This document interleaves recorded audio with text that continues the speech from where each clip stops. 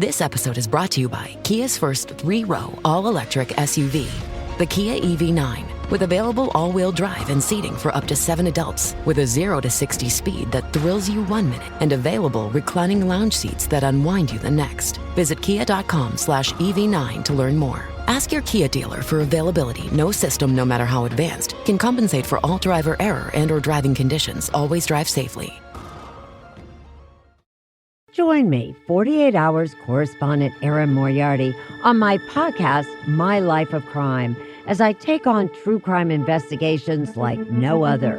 This season, I'm looking into the labyrinth of crime and secrets within families.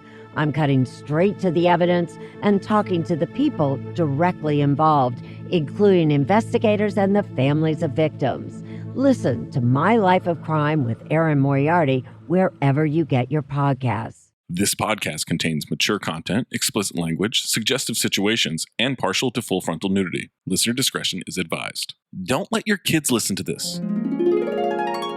It's in my first note, but I realized watching this movie, other than my favorite part of it, which we referenced a lot on the show. Yeah, this is a taxi situation. I completely confused this movie with Bulletproof. That's exactly what I was going to say. I kept waiting for them to be in a cabin in the woods. Bulletproof and The Fugitive. Yeah. It just kept coming up over and over again. Haven't you seen Bulletproof? Yeah, exactly.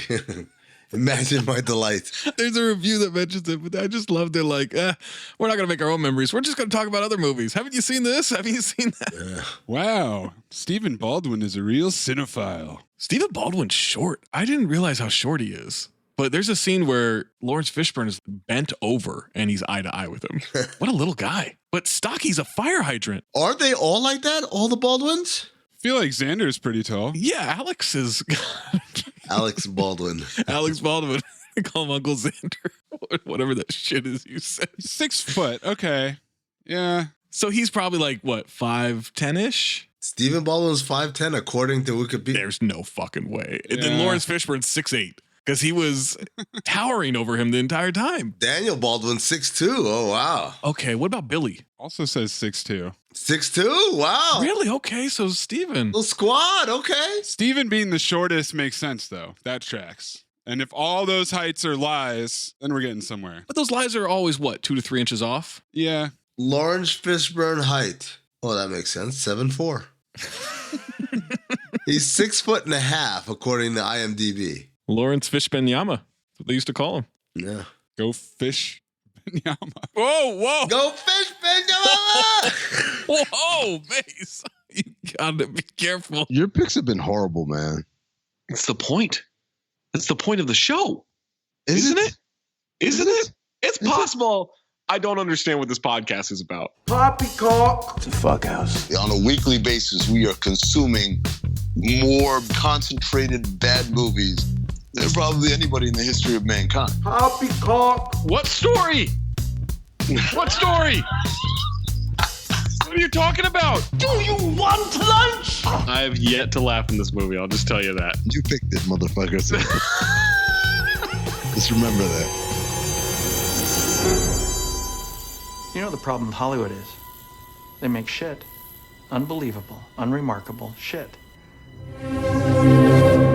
I was legitimately offended. You were offended? I was offended. I didn't know you could get offended. I was offended. This did it. If I were gay, I wouldn't be offended. They're fucking making shit up, Amin. Inconsequential detail after inconsequential detail after inconsequential detail. Bees don't lie. 1, 2, 3, 4, 5, 6, 7. I'm holding a mic in my hands, and now I'm talking all alone.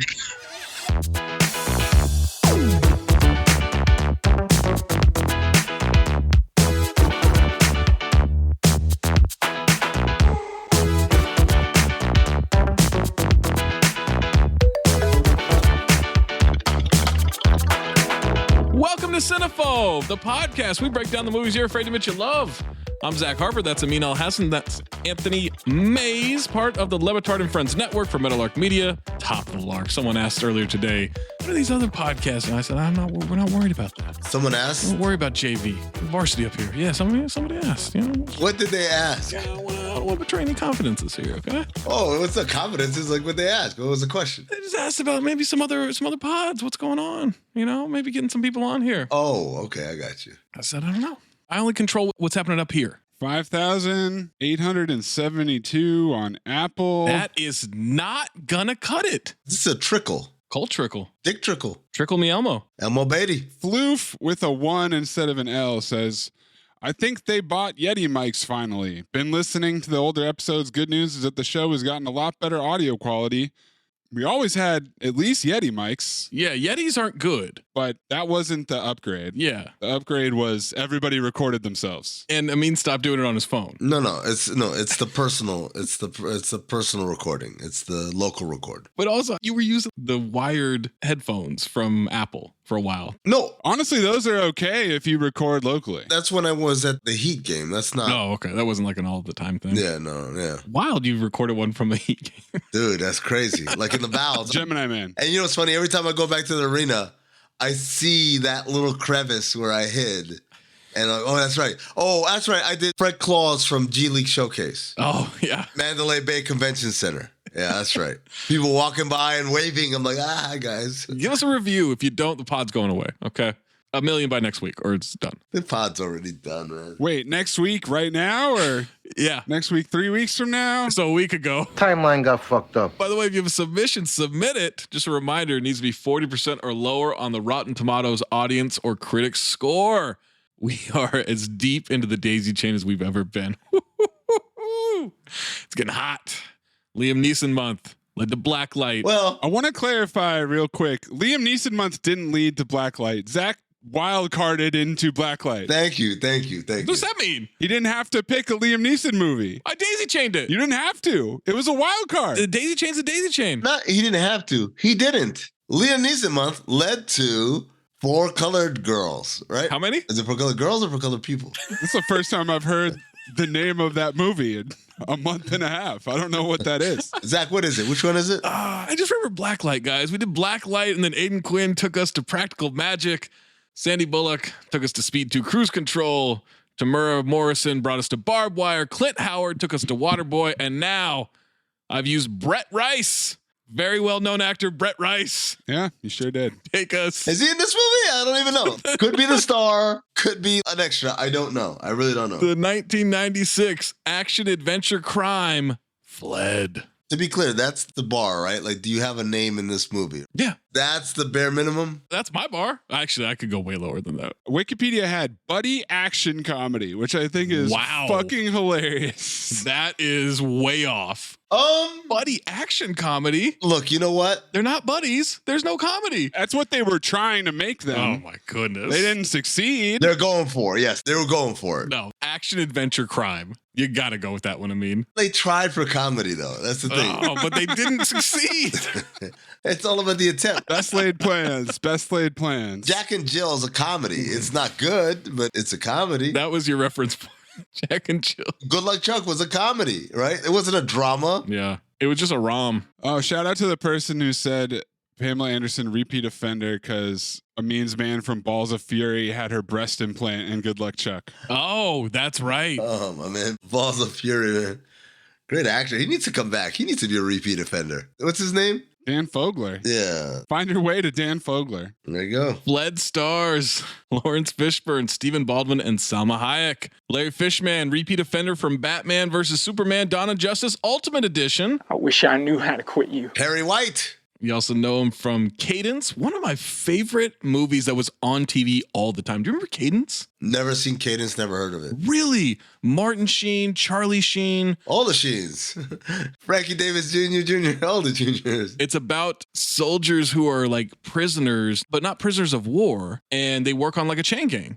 Actually, chain gang could be a daisy chain here, but I don't think Cadence qualifies, unfortunately. But it used to be on TV all the time. Daisy chain gang. You know him from Cadence, The Ice Road, and Higher Learning. Event Horizon, Biker Boys, potential daisy chains. Oh. Stephen Baldwin, you know from Biodome, The Usual Suspects, and repeat offender, Half Baked, and Fred Claus. I wish I knew how to quit you. Flintstones, Viva Rock Vegas, and Slapshot 2. Who was he in Half Baked? He was the MacGyver stoner in Half Baked. Oh, that's right, yeah. Who could make a pipe out of anything. I've been known to pipe out of things. Salma Hayek from Fair Game, also future Cinephobe. Fair Game has a Baldwin in it. And Cindy Crawford, I think. It's a good one. The Faculty and repeat offender from Grown Ups 2 and Wild Wild West. I wish I knew how to quit you. Will Patton, 3-time repeat offender from Armageddon and Gone in 60 Seconds. He's also in The Postman. Eligible. We got Robert John Burke from Thinner, Copland, and Wakanda Forever. RoboCop 3. Robert Hooks, repeat offender from Passenger 57. Victor Rivers, repeat offender from Hulk. I wish I knew how to quit you. Ken Jenkins from Scrubs and repeat offender for Gone in 60 Seconds. Yeah, Dr. Kelso. He's also in the 98 Psycho remake. Brittany Powell from future Cinephobe Airborne. Oh, man. I just realized I can fuck up the daisy chain so hard. I just saw it. Oh, my God. Steve Carlisle from Cop and a Half. Can't wait for the end of this episode. I got it. Brett Rice, the daisy chain link from The Waterboy. Who got us here? Brett Rice, the daisy chain link for the Waterboy. We're the beginning of the movie. J. Don Ferguson, repeat offender from Eddie. Kathy Payne from No Holds Barred. Robert Apiza, repeat offender from Heart Condition and A Low Down Dirty Shame. Joe Torre from House Party, Poetic Justice, and House Party 3. And managing the New York Yankees. You know, whenever you have an audience that's very strong, you gotta appease them. Bill Bellamy from How to Be a Player, Love Stinks, Any Given Sunday, and Kindergarten Cop 2. With Dolph Lundgren. Also the LeBron House Party, I mean. Huh? RuPaul from Crooklyn and Being RuPaul. Yo, man. Ed TV, Tu Wong Fu, but I'm a cheerleader. My head is spinning of all these daisy chain possibilities. How can I decide? He's going to forget all these and just pick a random one that's unsatisfying. There's also John Huffman, who wrote Leprechaun Wait, 5. Whoa, I'm not fucking done yet. Oh, sorry. Jesus. David Dwyer, repeat offender from Eddie. Both those repeat offenders were referees in the movie Eddie. Michael H. Moss, repeat offender from Passenger 57. Jay Amore, repeat offender from Left Behind. Kenny Endoso from Lawnmower Man 2, and a repeat offender from Low Down Dirty Shame. John Huffman, repeat offender from writing Leprechaun 5 in the Hood. I wish I knew how to quit you. And repeat offender from Roadhouse, Class Act, Action Jackson, A Low Down Dirty Shame, Armageddon, Gone in 60 Seconds, Daredevil, Hook, Last Action Hero, Batman and Robin, Barbed Wire, and you know him from Predator 2 as El Scorpio. Is ready. Henry Kingy Jr. No. What? It's his son. It's El Scorpio Jr. Oh! Oh, no. Daisy Chain. Bill Noir. I was like, there's no way there's two father and sons associated with this movie. Yeah, so Amin's always talked about, oh, it's such a thrill to discover these guys in the movie. Yep. No, there's no chance you would have known that El Scorpio Jr. is in this movie. All the juniors. I looked for him. I didn't see him. I thought he got cut. He hands our guy, Santiago. What a mustache on that guy. That's a hell of a mustache. He hands him a gun. Also, actually Cuban. Yeah. Authenticity. Flood was directed by Kevin Hooks. Kevin, mostly a TV director who did Roots, The Gift, Strictly Business, and repeat offender for directing Passenger 57. I wish I knew how to quit you. Fled was written by Preston A. Whitmore II. Preston? Preston Whitmore? Remember that time you wrote that part for Salma Hayek and you had a mega huge boner? He wrote The Walking Dead, not that one, Yeah. Lockdown, Crossover, starring Hot Sizzle, Doughboys, and True to the Game 2. Dutch, not that one. Damn it, Dutch. Synopsis for Fled. Two prisoners chained together flee during an escape attempt gone bad. No, they did it. They fled. They fled. You idiots. Tagline. Learn some grammar. See how they run. I like it. That's a good one. Would have been a better title. No, the title's perfect. What are you talking about? Fled. It's crucial to the movie. It is many times. I don't know if it's better. $25 million estimated budget. Gross 17.1 million US and worldwide. I did my part. I'm sorry, guys. Saw this in the theater. Oh, what a time. No sneaking in. We're able to watch this, buy the ticket and everything. I don't remember sneaking in. I just remember I saw it in the theater and cackling when they said we got a Fled. Do you remember being sweaty and having to see it again? Nah, but I do remember Salma catching my eye. Oh, yeah? She cut your eye? Oh, absolutely. Young Zach was like, who are Whoa. What do we have here? That's my voice. What do we have here? Yeah. Before we jump to this movie and you listen to the rest of this podcast, Fled is available on YouTube and Tubi. Or not. YouTube. Is it commercial free on YouTube? Because let me tell you guys something. Tubi has some ads. Fled receives 18% from the critics on 33 reviews on Rotten Tomatoes, 23% from the audience on over 5,000 ratings, a double qualifier. The lowest number of audience ratings since the Slam and Salmon. Yeah, not a lot of people have seen this one. Amin, would you like the positive or the negative reviews? Amin, would you like the positive or the negative reviews? Amin, would you like the positive or the negative reviews? You went mute. I can't hear you. Amin, would you like the positive or the negative reviews? Oh my God. I like watching him struggle. I'm just going to keep repeating it. Leave all this in.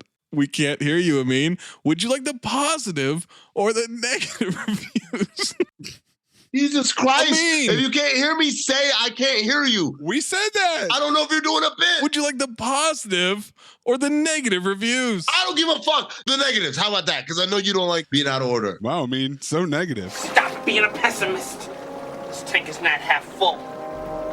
It's half empty. Gene Siskel of Chicago Tribune. Aren't you getting tired of battles over computer disks? Yes, Gene. The 90s are a quicksand of technology, jargon, bullshit, MacGuffin exposition. We could do the disk as a daisy chain, get to the net. There's dick as a daisy chain. What? What? Roger Ebert of Chicago Sun-Times. Oh, wow. 2 thumbs down. Put it on the poster. Fled.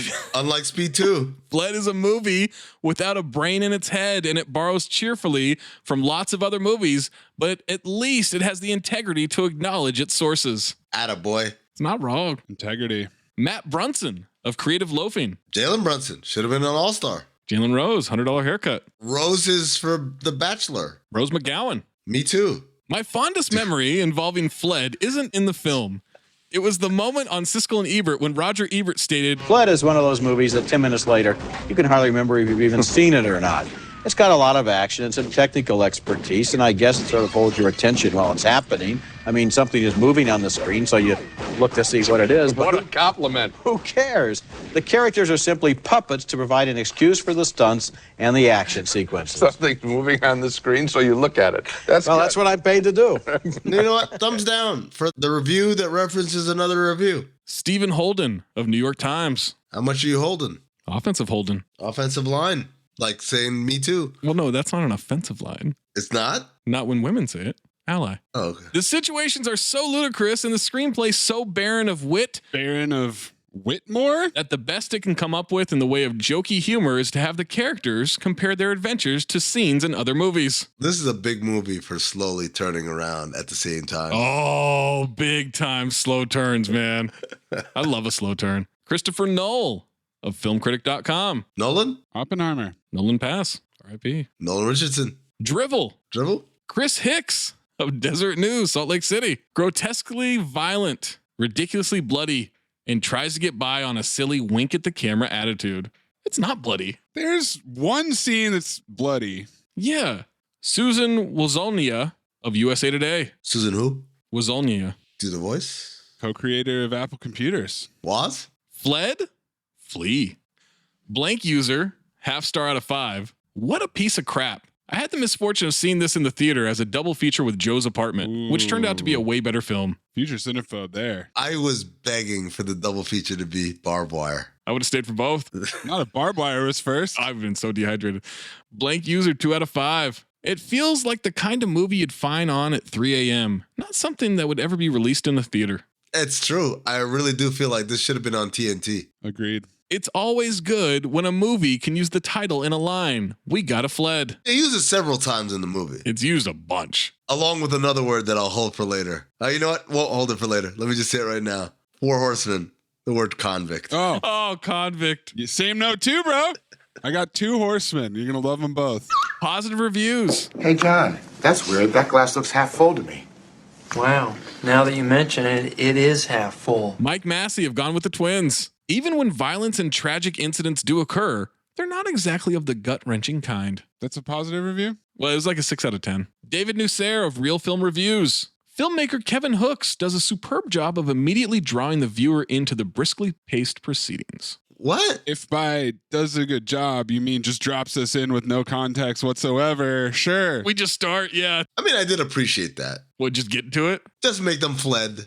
Get on with it. Kevin A. Ranson. See how they fled. Of MovieCrypt.com. One more stepping stone in the rise of Salma Hayek. Amazing. I did marvel at that. It's very J-Lo and Money Train, right? Of like, here's someone who's going to be something. She's going to be a star. Yeah. We don't know how to use her, but just shove her in this movie and hope. Make her love interest. Congratulations, J-Girl, because you're Fly Girl. You're still a Fly Girl. Like, that's well said. Mike LaSalle of the San Francisco Chronicle. Mick. Oh, yeah. Close enough. No, it's like fled and flee. Problematic? Baldwin, in particular, has an appealing bad boy quality. No, come on. No! He's 5'1". With the big sweater. That chunky ass wool turtleneck. That's strip club attire. And his hair slicked back like a real piece of shit. Live for New Year's Eve, sloppy steaks at Giovanni's. For some reason, Live for New Year's Eve is such a funny part of that I feel like goes super underappreciated. It's the piece of shit holiday. White bathing suits. Kevin Thomas of Los Angeles Times. A successful summer diversion, the kind of film you start forgetting the moment it's over, but is fun while you're watching it. Steve Rhodes of Internet Reviews. What saves the film is two fine pieces of acting by its stars. What? No, man. Wait, are the stars Joe Torre and fucking Bill Bellamy? Blank user, 4 out of 5 stars. Movie first showed me Will Patton, and it's the role I always think of first. That's wild. There's no way. User Carol K, 5 out of 5 stars. One of the best movies with Stephen Baldwin. Must see. You know, possibly. No, Biodope's way better. Pick it, Amin, you coward. Blank user, 4.5 out of 5 stars. Love it. Anything with Stephen Baldwin in it is good. All right, we're into the Baldwin Hive section of the reviews. Last one, blank user, 4.5 out of 5 stars. Saw it once and it was dope. I love the Ducati motorcycles they were riding. This is the first movie where there was a Ducati bike and him co-starring. The other was The Matrix Part 2. Repeat offender, by the way. Ducatis, yeah, Ducati month. Same exact fucking Ducatis. From what? What was a Ducati? From fucking Speed 2. Oh. I wish I knew how to quit you. Amin, we'll get your first note and Maze's first note after these possibly pre-recorded messages. Listener, what's up? Zach Harper, coming to you live from just making my picks on Prize Picks, the largest daily fantasy sports platform in North America. For my money and your money, the easiest and most exciting way to play DFS. Again, that's daily fantasy sports. It's just you against the numbers instead of battling thousands of players, including like pros and sharks, those people that really try to game the system and screw you over. You just pick more or less on 2 to 6 player stat projections and watch the winnings roll in. Basketball's here, right? So check this out. This is the cool thing that I love from Prize Picks. You can now pick combo projections across football and basketball from the Specials League, a league created specifically for combo projections that includes 2 or more players from different sports and leagues. So if you want to do like more Patrick Mahomes yards and less James Harden points, you can do that. You can do that combination. You can do any combination that they have on there. You just go to the Specials League. You want to play alongside people. Maybe you don't want to go it alone. Maybe you want to play alongside people. You can go to, I don't know, Meek Mill, Andrew Schultz.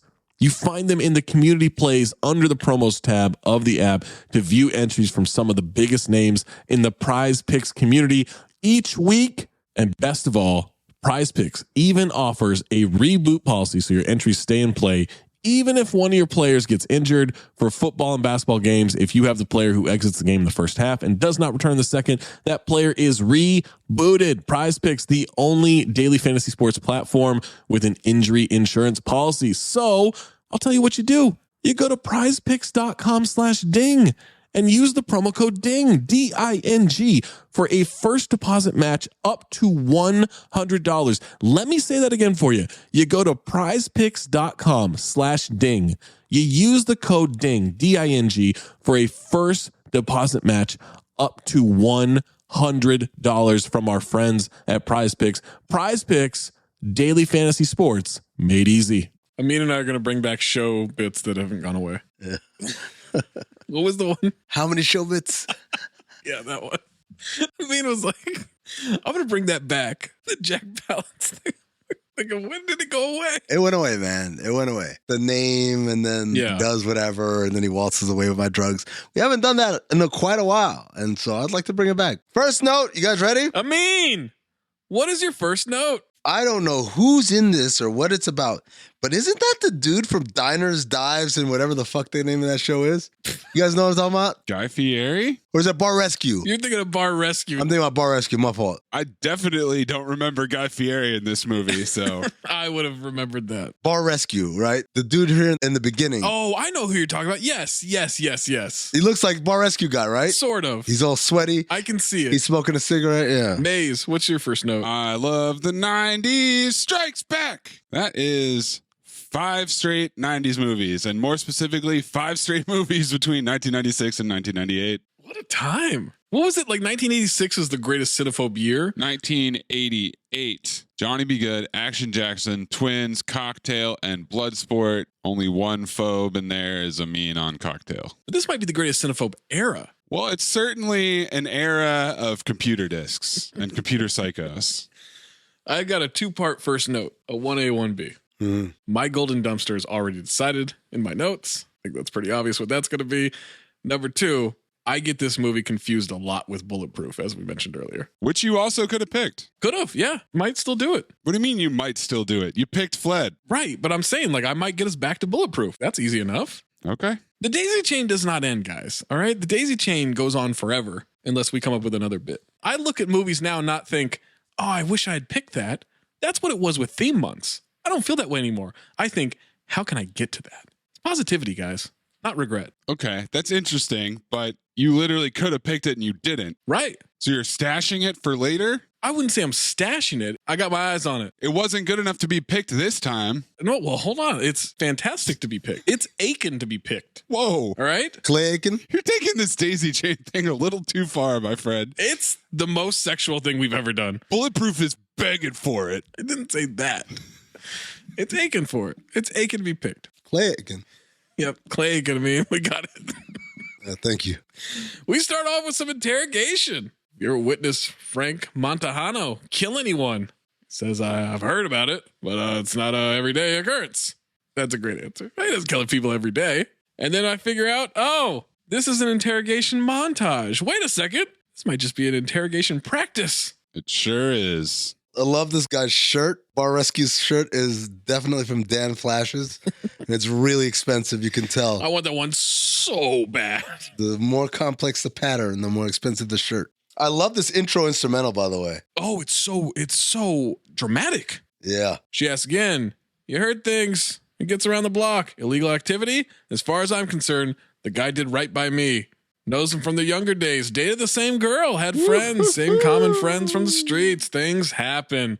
Someone's delivering takeout to an Air Force base. And I thought, is this the right movie? Somebody ordered takeout? I started wondering if I was on the right movie. They're doing this interview in a storage room. Storage Wars. Which shows that it's practice. She's coaching the witness. He needs faster answers. He needs his ducks in a row. And he needs to take a break. Get a Szechuan chicken in there? Nail Frank. She says he'll be up there for hours and he needs to be aware of everything he's presenting, from his words to how he's acting. He wants some of that Szechuan chicken, as Amin said. And as they open the bag, it starts beeping. And the guy who opens the bag completely ass off as he gets blown up. Just phenomenal. How?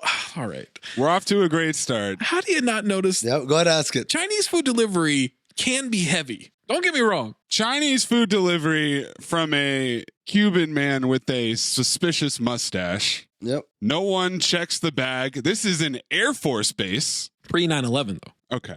That's true. Well, there you go. But also, I would like to think that Chinese food has two very distinguishing characteristics. One, the weight. Like you said, Zach, you know how much. It's heavy. But not bomb heavy, right? Right. And then two, the smell. Yeah. Someone delivered Chinese food and I couldn't smell anything.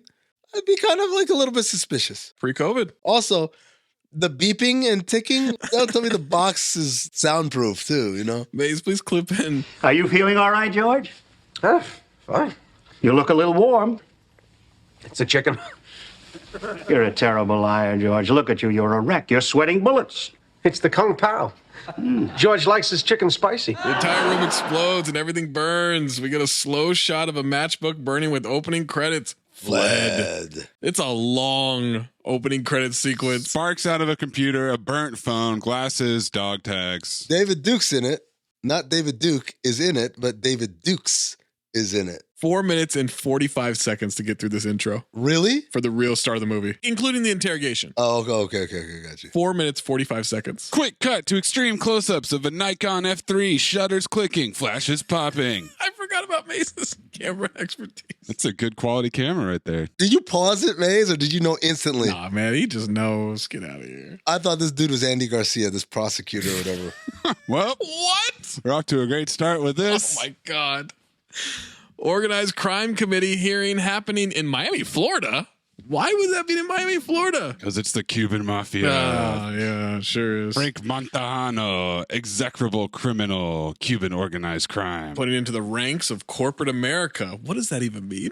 He's putting organized crime in the ranks of corporate America. That doesn't mean anything. Because he's got a company. Oh, my God. Exposition. These guys are going legit. The lawyer objects. My client never has been convicted of any crime. We get some bird law dick measuring between them. That's an aggressive suit. He says, but he will be, Mr. Foster. When the committee returns on Monday, they want some evidence from this attorney general. For real. That's a good idea. And he's like, you'll get it. And then they whisper to him, your witness is dead. Fuck. They say some Cuban delivered a carton of Chinese food full of C4. Szechuan C4? Yeah, I'd like to get a 10-piece McNugget and a bunch of the Szechuan sauce, like as much as you're allowed to give me. In 1998, they had this promotion for the Disney film Mulan, where they created a new sauce for the McNuggets called Szechuan sauce, and it's delicious. And then they got rid of it, and now it's gone. This is the only place we're going to be able to try it. It's in my memory. Rick, you're doing this bit while your brain is melting. Okay, all right. And then he's talking about 60 million television viewers. The 1995 NFC Championship game did 60 million. This walk and talks position is chock full. But these suits, oh my God, these suits are so deservedly 90s. Where's my bell? My tools! My tools! The marshal's being tasked with producing a witness within 72 hours or think about early retirement. And we cut to prison work detail in Covington, Georgia. Meanwhile, in prison, as I like to say. They're digging a ditch. Harmonica. Amin needs to get a harmonica. Do I? You need to add it to your rotation. I'll do it. I love a harmonica. Do you know how to play it? A little bit, yeah. As a kid, I got a harmonica and I didn't know how to do anything other than make noise with it. You just blew it? Just blow it. That's all I knew how to do. Can you feel the tension in the air right now? I know I can. I can feel it all the way down in my plums. Did that well and kept doing it over and over again. Just went to town on that harmonica. This is the best Stephen Baldwin has ever looked. By the way, harmonica, official instrument, musical instrument of prison. Why? Because it's easy to smuggle in. Sounds a little depressed, bluesy. I think that's more it. Yeah, I get it. Because it sounds sad? It's the sound of sadness.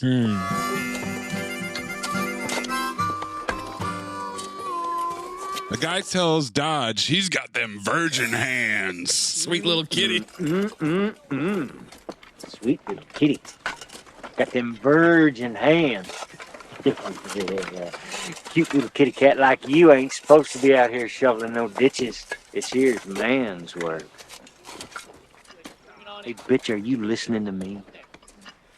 You know, I'm just looking for a little pussy like you to keep me warm at night. It's quite a movie so far. 7 minutes in. This dude is ass off. And Steven hits him in the face with the shovel. Now that's using your head. Oh my God, what was that line? Ass on. Is that an ad lib? Banter. It's not banter. Better shovel scene, that or shovel. Carson Phillips. P.I. All right, he's about to absolutely wreck this guy, and that's when Lawrence Fishburne catches the shovel on the backswing. You think he's had enough, convict? That's one. Exposition that he's been here one day. Cliche, I'm not even supposed to be here today. Ain't nobody supposed to be here, Lawrence Fishburne says. Lock him in for ass off already. Well, I don't know. I don't know. We got ourselves a horse race in this, Zach. He's delivered 3 sentences. I'm in on all of them. Well, I'm going the other way. I'm saying lock Stephen Baldwin in for ass on. I don't know. He's got some competition, too. Guards come over, break it up, but they're blaming it on Piper, a.k.a. Laurie Fishburne. Laurie? Yeah. Laurie Markkinen. This guard right here, super ass off. He has no ass. He's amazing. He had nothing to do with it. Baldwin says he's telling the truth.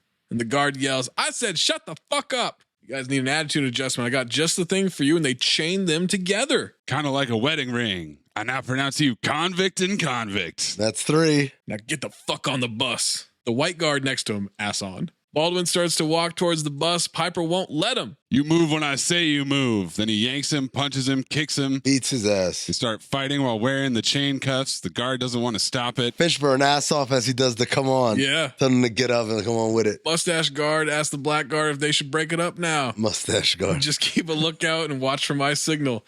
That's when Mustache Guard switches out a red gun clip to a yellow gun clip. Missed all of this. What? All right, so 8 minutes in the movie. My note is just found out I might have lost my goddamn ID, so I have no idea how we got to this point. And this point is when the convicts with the guns start shooting people and saying, here, pussy, pussy, pussy, pussy. I know I jumped ahead a little bit. They go to the ground. Baldwin bites the back of his leg. Baldwin starts choking him with the chain as the guy who got beat up with the shovel creeps up. Piper stomps Baldwin's foot. As the other guard is about to switch gun clips, Shovel Face grabs his gun and demands the key to the bus. Shovel Face? Shovel Face, yeah, that's what I call him. Out of his bloody face, but yes, same idea. They roll into the ditch fighting. Shovel Face guns down a guard with a shotgun, then more guards, and everybody's running. Is that a flaming torch under the back of the bus? Where did that come from? It sure is. What is happening? This guy's on a rampage. He's killing everyone. Here, pussy, pussy, pussy, pussy. Somehow ignites a flame under the bus. Shoots a black guard with a shotgun. I said, this seems to be misguided priorities. Yeah. You got a gun. You got the keys. You shot all the guards. Shouldn't you want to escape? No. Get actual pussy? Well, we don't know what he's in for. Well, that's true. I think he seemed pretty content to find pussy in jail. Yeah, I said, that's true to Zach, because I thought Zach was saying we don't know what he's into.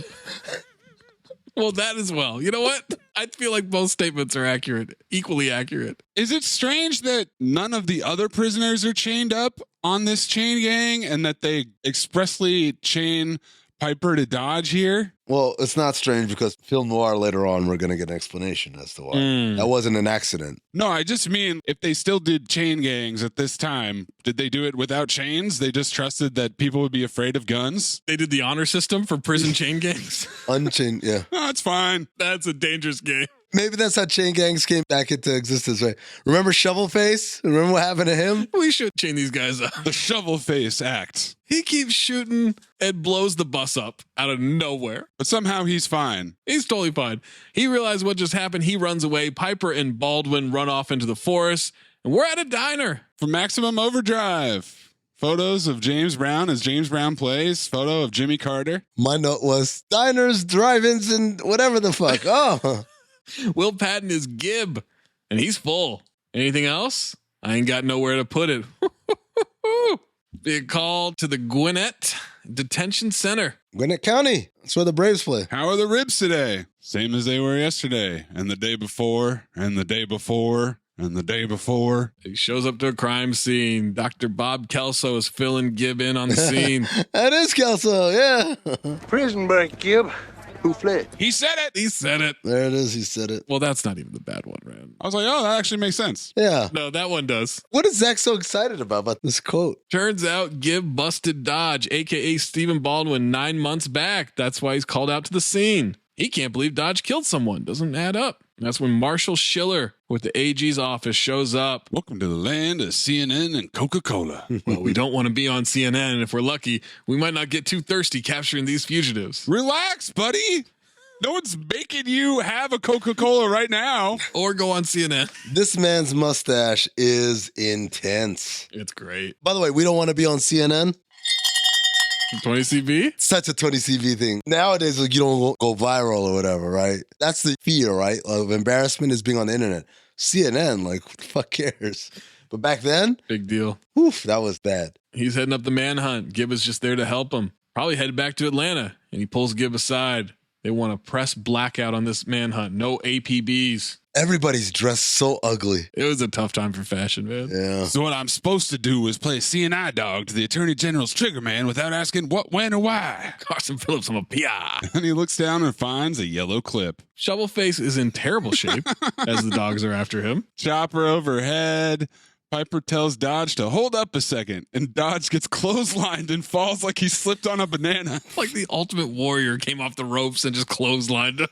Piper whips his dick out and starts pissing. Yeah. Are you done? Weird question when you can still hear him going. Not unless you want to wipe it off for me, convict. Yep, there's number 5. Who was the person, remember we talked about the pee strength ages ago? Man, yeah, someone was like a shotgun into a toilet, right? Just peeing like there's no tomorrow. Yeah. And I was wondering if Lawrence Fishburne had pee strength. Didn't seem like it because that stream was landing right next to Baldwin's face. Well, maybe a heavy stream, but yeah, it didn't seem all that explosive. Not a lot of range on it. They resume their running. They resume flooding. We got some fake-ass Tommy Lee Jones exposition going on here. Oh, future callback. Yeah, we're worried about Schiller's plan. Patton says they left a whole area along a river open to the city, and the marshal scoffs. I've been doing this for 10 years, and these boys are headed to the border, trying to move as far away from Georgia as fast as possible. What makes you think they're all together? Completely ignores them, and they move out in the caravan. My dumbass thought he meant the Mexican border at first. I was like, why would they go there? That's not convenient. Is this you in 1996 or this is you in 2023? Well, this was me paying attention enough to the movie at this point this week, but he's like, they're going to make it to the border. What border? Yeah, I honestly didn't think too hard about it. How does getting to Florida change anything? Oh, jurisdiction. It's a U.S. Marshal. In the movies, they always get to the state borderline and then they have to screech the cars to a screeching stop, like, oh, damn it. And they throw their hat on the ground as they see the fugitives run off. Oh, it's like an invisible force field. I can't cross into this. Or radio to anybody in any other law enforcement jurisdiction over there. Nope, he's gone. He's gone forever. Also, this exposition that they have on this car ride here. Oh, man. About how he, God. how he arrested him. Holy cow. This is some 20 CBS jargon right here. Brought him up on a federal warrant for hacking into some telephone computer system. They say telephone computer system no less than 10 times the rest of the movie. Only gave him 18 months, served 9. Why'd he want to break out? Kelso's mad about his dead friend. Patton's asking questions. He knows that Kelso makes the directives and that road crews and chain gangs are reserved for felons with 5-year sentences or more. Dodge only had 18 months. It's at this point that I pictured, what if Kelso was just Greg Cody in this role? Because they look very similar. They don't look similar, but yeah, I could see the... Don't you dare. What? Don't. No, they don't. You're not the one that chime in here. No, come on, man. The eyes don't look anything like each other. I'm good at this. You thought Flight 666 had no resemblance to Ghost Ship. Yeah. You're out of your mind because I didn't say orbital sockets. You said they have the same eyes, the two skeletons. The same eyes? They have the same orbital socket. It's a fucking skeleton made out of smoke. You know what the fuck I mean, you idiots? And it's the exact same cutout on those. Look it up right now. Exact same cutout. They ripped off Ghost Ship. And that's a future Cinephobe, by the way. And you guys are going to respect that at some point. Does Will Patton get a Louis Pinnock nomination for Stop the Goddamn Car? He's my nominee. I think that he's got some similar kind of accent in real life because he plays this type of character a lot, but he's hamming it up. I was going to nominate the Hitman until I found out he's actually Cuban. Because I didn't really buy it. The AG's office wanted Dodge on the chain gang. They've been trying to question him since he was in lockup. Why? He also asked Gibb to believe him. He had no idea what was going to happen. And the suspects are spotted at the quarry. Stop the goddamn car! Yeah, there it is. Dodge makes Piper hold up because he's dragging him from left to right like a rag doll. Almost ripped his arm off twice. He's getting tugged like a bitch is my note. I love this. We need to get into a rhythm. The fuck you know about rhythm? Banter! Asshole. Is he going to say that he knows rhythm because his foster dad was black? I'm a foster child. I was raised by the state. What's your point, convict? The point is, there was this caretaker who was like a father to me. His name was Titus. Foster Poppy Top. He taught me that everybody lives their life according to a rhythm. When you make love, it's to a rhythm. Your heart beats to a rhythm. Now, if we're going to run together, we got to get into the same rhythm. I got your rhythm, convict. 7.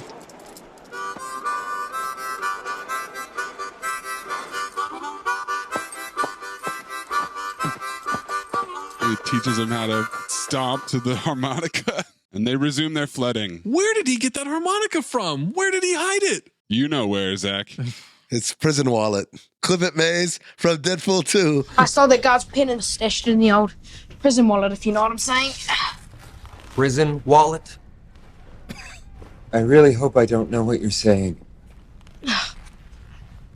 I can hear you rummaging around in there. Part of me wondered, holy shit, is this going to supplant my golden dumpster that was etched in stone? Because Dodge is stomping his feet to the harmonica rhythm like a bingo. Plays it fast to get the rhythm going. They run off. And I just wondered, what the fuck was that? Bonding. Shovelface is struggling, guys. Gibb cocks his gun at him when he stops at a tree. How did Gibb surprise him? That's an open forest. Where was he hiding? He's tired. The intuition to pull off to the side of the road, and then he immediately finds the one escaped convict. He's the one. He's the one, man. He's talented. My man Will Patton is the one. The one what? The greatest detective ever. He's a natural. We hurry. Get you back for evening chow. Banter. Shovelface runs off. I thought, just shoot him. That is not Will Patton in the chase. That is a stuntman. Flying tackle. They struggle on the ground. Marshall gets out with a rifle, shoots him, no questions asked. None. Zoom in shot, slow motion collapse. Right through the heart. Gibb looks over in disbelief. Helicopters tracking Dodge and Piper. They fall down some waterfalls. They fled into a waterfall. Baldwin, with his ass fully on, says, "Wait, look." And he points to a massive drainage pipe. They run into it. Oh, come on. This is just like The Fugitive now. Little did you know. All right, Piper wants to get to the state line. Dodge says they don't want to do that. Didn't you see The Fugitive?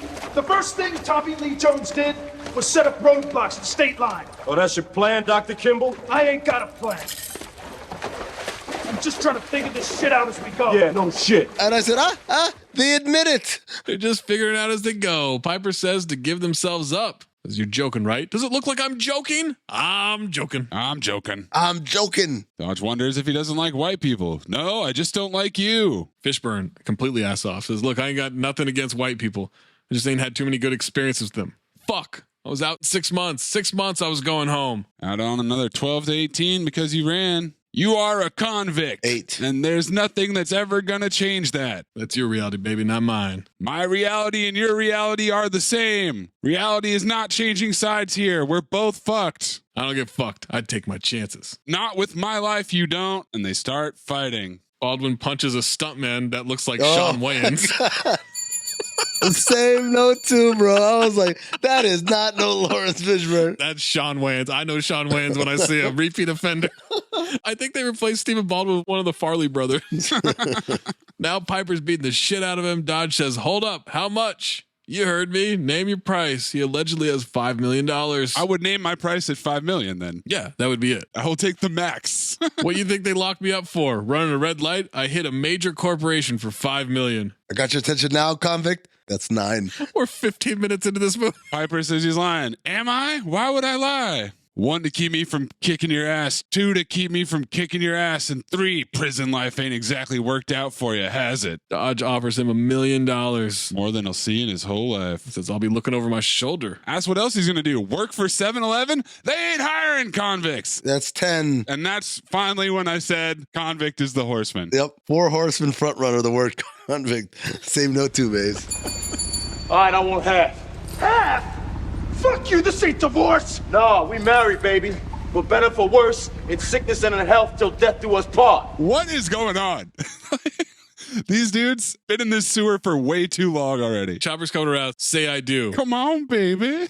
Say I do. He agrees. After that, we're even. No, now we're even. And he punches him in the face. Banter? Banter. Yeah. Also, some Money Train vibes. Oh, yeah. Big time ripoff. They climb up a ladder to the land above them. They're in a train tunnel. It's coming up from behind. They start running. It's moving slow as fuck. They got to fled. It's coming behind them. It's loud as shit. They're walking on train tracks. And yet they have no idea. Keep stopping. Like, wait, you hear that? Like it's somewhere far off. And then they do the coordinated turn around and look behind them, which is another horseman in this movie, stopping and turning around at the same time. I think they kind of stole that from Ghostbusters 2, by the way. Oh, yeah. With the ghost train. Yes, the ghost train. But the difference is it was a ghost train. This is a real train. This is a real ass train, man. You should have saved this for the train. There's a high bridge on tracks. They're going to have to jump. I can't swim. I never met a white man that could swim. And then they ADR'd the fuck out of the scream as they jump because they literally got into a recording studio and screamed like this. Well, to be fair, that green screen that they jumped from was right behind them in that recording studio. So many stuntmen in this movie as they fall into the water. One of the shots is they kept cutting from fall to fall to fall during that whole thing. They were not cuffed. The cuffs were gone. Does anyone kick back and relax after dodging death by playing the harmonica? Yeah, you're right. He's just chilling, playing the harmonica. They're out of breath because of the cold of the water. Yeah. Nope, play some harmonica. It's not like there's a manhunt happening. No. Where the sound of a harmonica might bring undesired attention. No. We got all the time in the world. I also don't understand the drainage system in that forest. No. They got to a tunnel, a train tunnel, high above a river? The waterfall went down, then they went into a sewage grate, somehow ended up high, and then jumped back down to the river. How high was that ladder? Pretty high. First thing Piper's gonna do is set his ass in a steamy hot bubble bath. Bubble bath. Bubble bath. And bubble bath month continues. If you need me, I'll be in the bubble bath. Bubble bath. It says, I hope you choke and drown in the bubbles. Extreme. Hear a gun cock, and then they turn around slowly. And this is my official entry of turning around slowly as a 4 horseman. There's a redneck there. What are you doing chained to that white boy? You know, I've been asking myself the same damn question all day. Ass off. Now look here, Chief. Know what you're thinking, boss. You got 2 convicts. 11. If you turn us in, maybe you make some money. Might even get your face on TV, right? Maybe I ought to blow a hole in your black ass right now and call it a day. Why not? In fact, why don't we have us a old-fashioned lynching right now? Y'all still hanging folks in Georgia, ain't you? Dodge says to Piper, he has a gun. Quit provoking him. He does not want to shoot us. Am I right, mister? Assures them they're not bad people. Fuck this. This guy's a redneck. Piper is taunting his ass off. Dodge says, don't say that. But you don't say that. Look at him. Show him your neck, boss man. Shut up. They start yelling at each other. Piper knocks the shotgun away. It goes off, and he punches the redneck to the ground. Dodge is incredulous. Didn't you see Deliverance? Reference. Real movie buff, this Dodge. Oh, man. Do you guys see this ass-on face on Stephen Baldwin when he flips him? What a wingo. Could not be 2 more opposite approaches to acting. I can't believe this was acting. Wow. Said, you know what? You're doing a good job. These are the good takes. This was the final product. Yep. What did the other ones look like? Just stunning. The redneck is not breathing. He's having a heart attack. Cut to them in the Confederate pickup truck with the hunter and a buck in the bed of the truck. Piper wants the radio down so he can hear the cops. This is a good song. Dodge said there's a hospital up the road. How would he know that? Up the road is Atlanta, by the way, and they're in the middle of nowhere. Piper learned first aid in the joint, CPR. They got courses like that and shit. Or I don't know. Is this banter? No. Just drive in Tug's position? Dodge recognizes the Suzuki crotch rocket speeding by, and he wants a Ducati 916 motorcycle, which is the exact same motorcycle that Jason Patrick had in Speed 2. Really? Because it's 1996. No, because it's Ducati month on Cinephobe. It's Ducati, the pizza delivery vehicle. All right, gun in the glove compartment. And you said I-forces. Dodge says that they could shoot the cuffs off. Piper's worried about him pointing that gun. He says, how am I supposed to know? I never held a friggin' gun. You never held a gun before. How the hell you robbed somebody for $5 million? Hacking, my friend. Hacking. Computers? You got it. Got the sweetest Mac 5300, 16 megabyte, 750 hard drive, so fast. It's like the Ducati of computers. Computers? 16 megabytes? What's his call name on the internet? Cyberthug. Oh my God. This bell is about to break. I know, robbery, man. One of these, a ski mask, that's a robbery. Dodge got busted for illegally accessing the phone company's computer system. My arm hurts. Used it to access the accounting system of a big corporation. A greedy one. He taught them a lesson. He put money in an account to a dummy company, wrote a corporate check to a friend, closed out the account, brought him the cash. A, B, see you later. Very smooth, very smooth. Who's your friend? You writing a book? 20 CB. Ring that bell. Remember you used to ask, you writing a book? We'll leave that chapter blank and call it a mystery. Oh, man. When he says he only took and never gave it back, I said, so he's Robin Hood. Future callback. Piper just wants to know who he has to share his money with. Schiller reports to his boss. Dodge is on the move. On a brick of a cell phone. Ring that bell, man. A little antenna.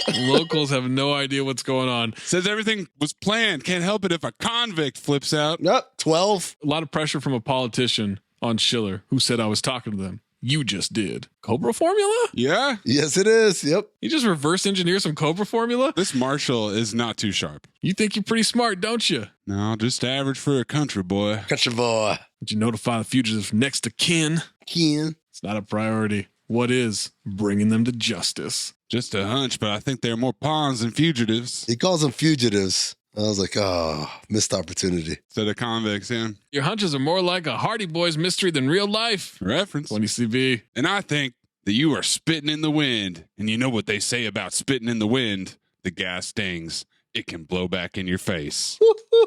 They drive off and we're in ATL, shawty. Olympic Stadium, wide freeways, downtown Atlanta. They decide to set up that truck with the redneck in it as the driver and roll it into a goddamn ER bay. That's a brilliant idea. They hit an ambulance as they're loading someone into it. They could have just parked on the side of the road and left. But they have to fled the scene once again. As they're driving down the streets, I remarked about how much this looks just like San Francisco. Yeah, I had that note coming up later during the chase. I expected Venom to round the turn. Venom.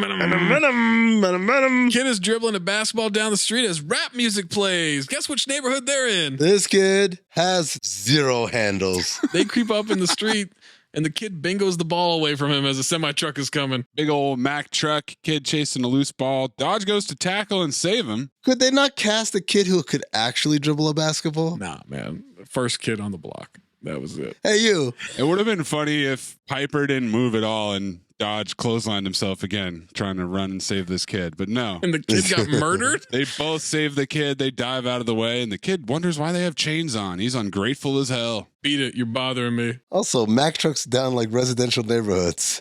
Huh? Okay. Dodge is amazed. Brigantine International built a center for the kids who can't read so good. Exposition International. 25 million? You said 5, you lying son of a bitch. He only kept 5, donated 20 to charity. How do you do that? Bullshit, Dodge. Bullshit, Dodge. 20 million to charity? Police car rolls by with the lights on. Shit, it's nice, Robin Hood, but we gotta fled. Come on. We gotta fled. He said it. Golden dumpster, man. How old are these cop cars? Why are these cop cars from the 70s? I was in Atlanta in the 90s. They had fucking newer Chevy Caprices with the rounded edges. Golden dumpster, lock it in. We gotta fled. That doesn't make any sense, man. Nope. And now for something completely different. Maisie dropped a convict. Dropped a convict? Yeah. In our radio interview, that he didn't explain anything. He just said it, and it's so out of place. I realized afterward that's probably not appropriate. Not an appropriate. I think it was subtle enough that no one's gonna know. Yeah, perhaps. Yeah. So where were we, by the way? They're about to get in Selma's car. Oh yeah, Salma Hayek. Oh wow, peak Salma Hayek. She's been peak for a long time, but like that's peak. This is how far before Wild Wild West? 3 years before Wild Wild West, and right off of From Dusk Till Dawn. So it went Desperado, From Dusk Till Dawn, this movie. Oh, her and Desperado. Oh my God. What a fucking run. I'd pay so much money to watch her and Antonio Banderas have sex. No, I'd spend even more to watch her and me have sex. What? Just to watch it though. But it's not actually you doing it. It's a simulation of you. It's my clone. It's like one of those dreams where it's someone, but it's not them. Yeah. Oh man, look, whenever the technology gets there, you're never going to see me again. So you'd rather watch yourself have sex but not experience it than have sex with someone. That's right. What? It sounds like we're getting back into clone territory, Zach. Why wouldn't you just film yourself? I like clones. It's the best porn you can pull to, man. No. It's yourself. It's you. No. You doing it and record it yourself. That's the best because you experience it and then you can watch it later. That's not porn anymore. Yes, it is. It's amateur. It's gonzo. Have you been on the fucking internet? All too well, Zach. All too well. Sex tape, future cinephobe. They jump into Salma Hayek's car. Rapid fire Spanish. The captions just say Spanish, and it made me think of the Chappelle Show. And Latins love congos, an electric piano with Spanish gibberish over it, I guess. Look, guys, I've got groceries in the back and about $20 in here. Take it and get the hell out. Take it and go. Dodge pulls the gun on her. Piper says, put it away. Piper says, they just want a ride. Dodge is really not picking up on Piper's smoothness here. Where to? I don't know. Where do you live? About 2 blocks that way. Oh, your house it is. She's warning them. It's messy. They drive right in front of the cops, and no one notices. Just a little behind the scenes. Amin and I have been talking professionally for about 6 hours now. I can hear him losing steam on this recording. No, I'm not losing steam. Stop. Stop it. I'm not losing steam. This is it. I did the slide whistle on purpose, real slow and easy in the background. Now, if we swapped roles there, he would jump all over slide whistle, right? What? That's what he would have done. That's how they call it. A whistle? Yeah. Oh boy. All right. In the slide whistle community. Xander, Uncle Xander blows his whistle. Whistle Baldwin. In the slide whistle community, it's they say whistle. Whistle. Gibbs signs in at an office, walks up to Jocelyn. As Will Patton very jocularly jogs up the stairs. I like that. He plays country ass cop who's smarter than he lets on so well. You got a problem with your insurance? He wants her help figuring out why Brigantine International didn't list any offenses or press any charges on the Dodge stuff. Exposition International looked like he used the telephone company's computers. I dare you to say telephone company's computers again, Fled. You guys noticing all this product placement for Apple? The Mac 5300. Big time coming up later, yeah. All the Macs everywhere, but also her mug says Apple on it. No offenses. They didn't press any charges. Jocelyn cross-references someone else accessed the info this morning. Who's that?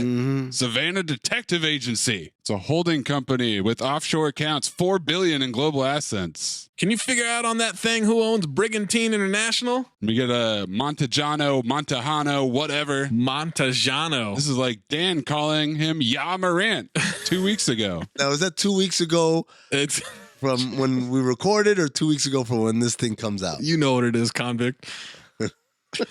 Racist. That felt racist. I gotta be. Oh, still February in this timeline. Oh shit, it is. Oh no. These timelines are so confusing. Cut to Miami Beach. Yeah, we're back in Miami. Are we on Star Island? There's a big mansion by the water, meeting on a yacht. No drinks, just cigars. It's the hitman who delivered the Chinese food from the beginning of the movie.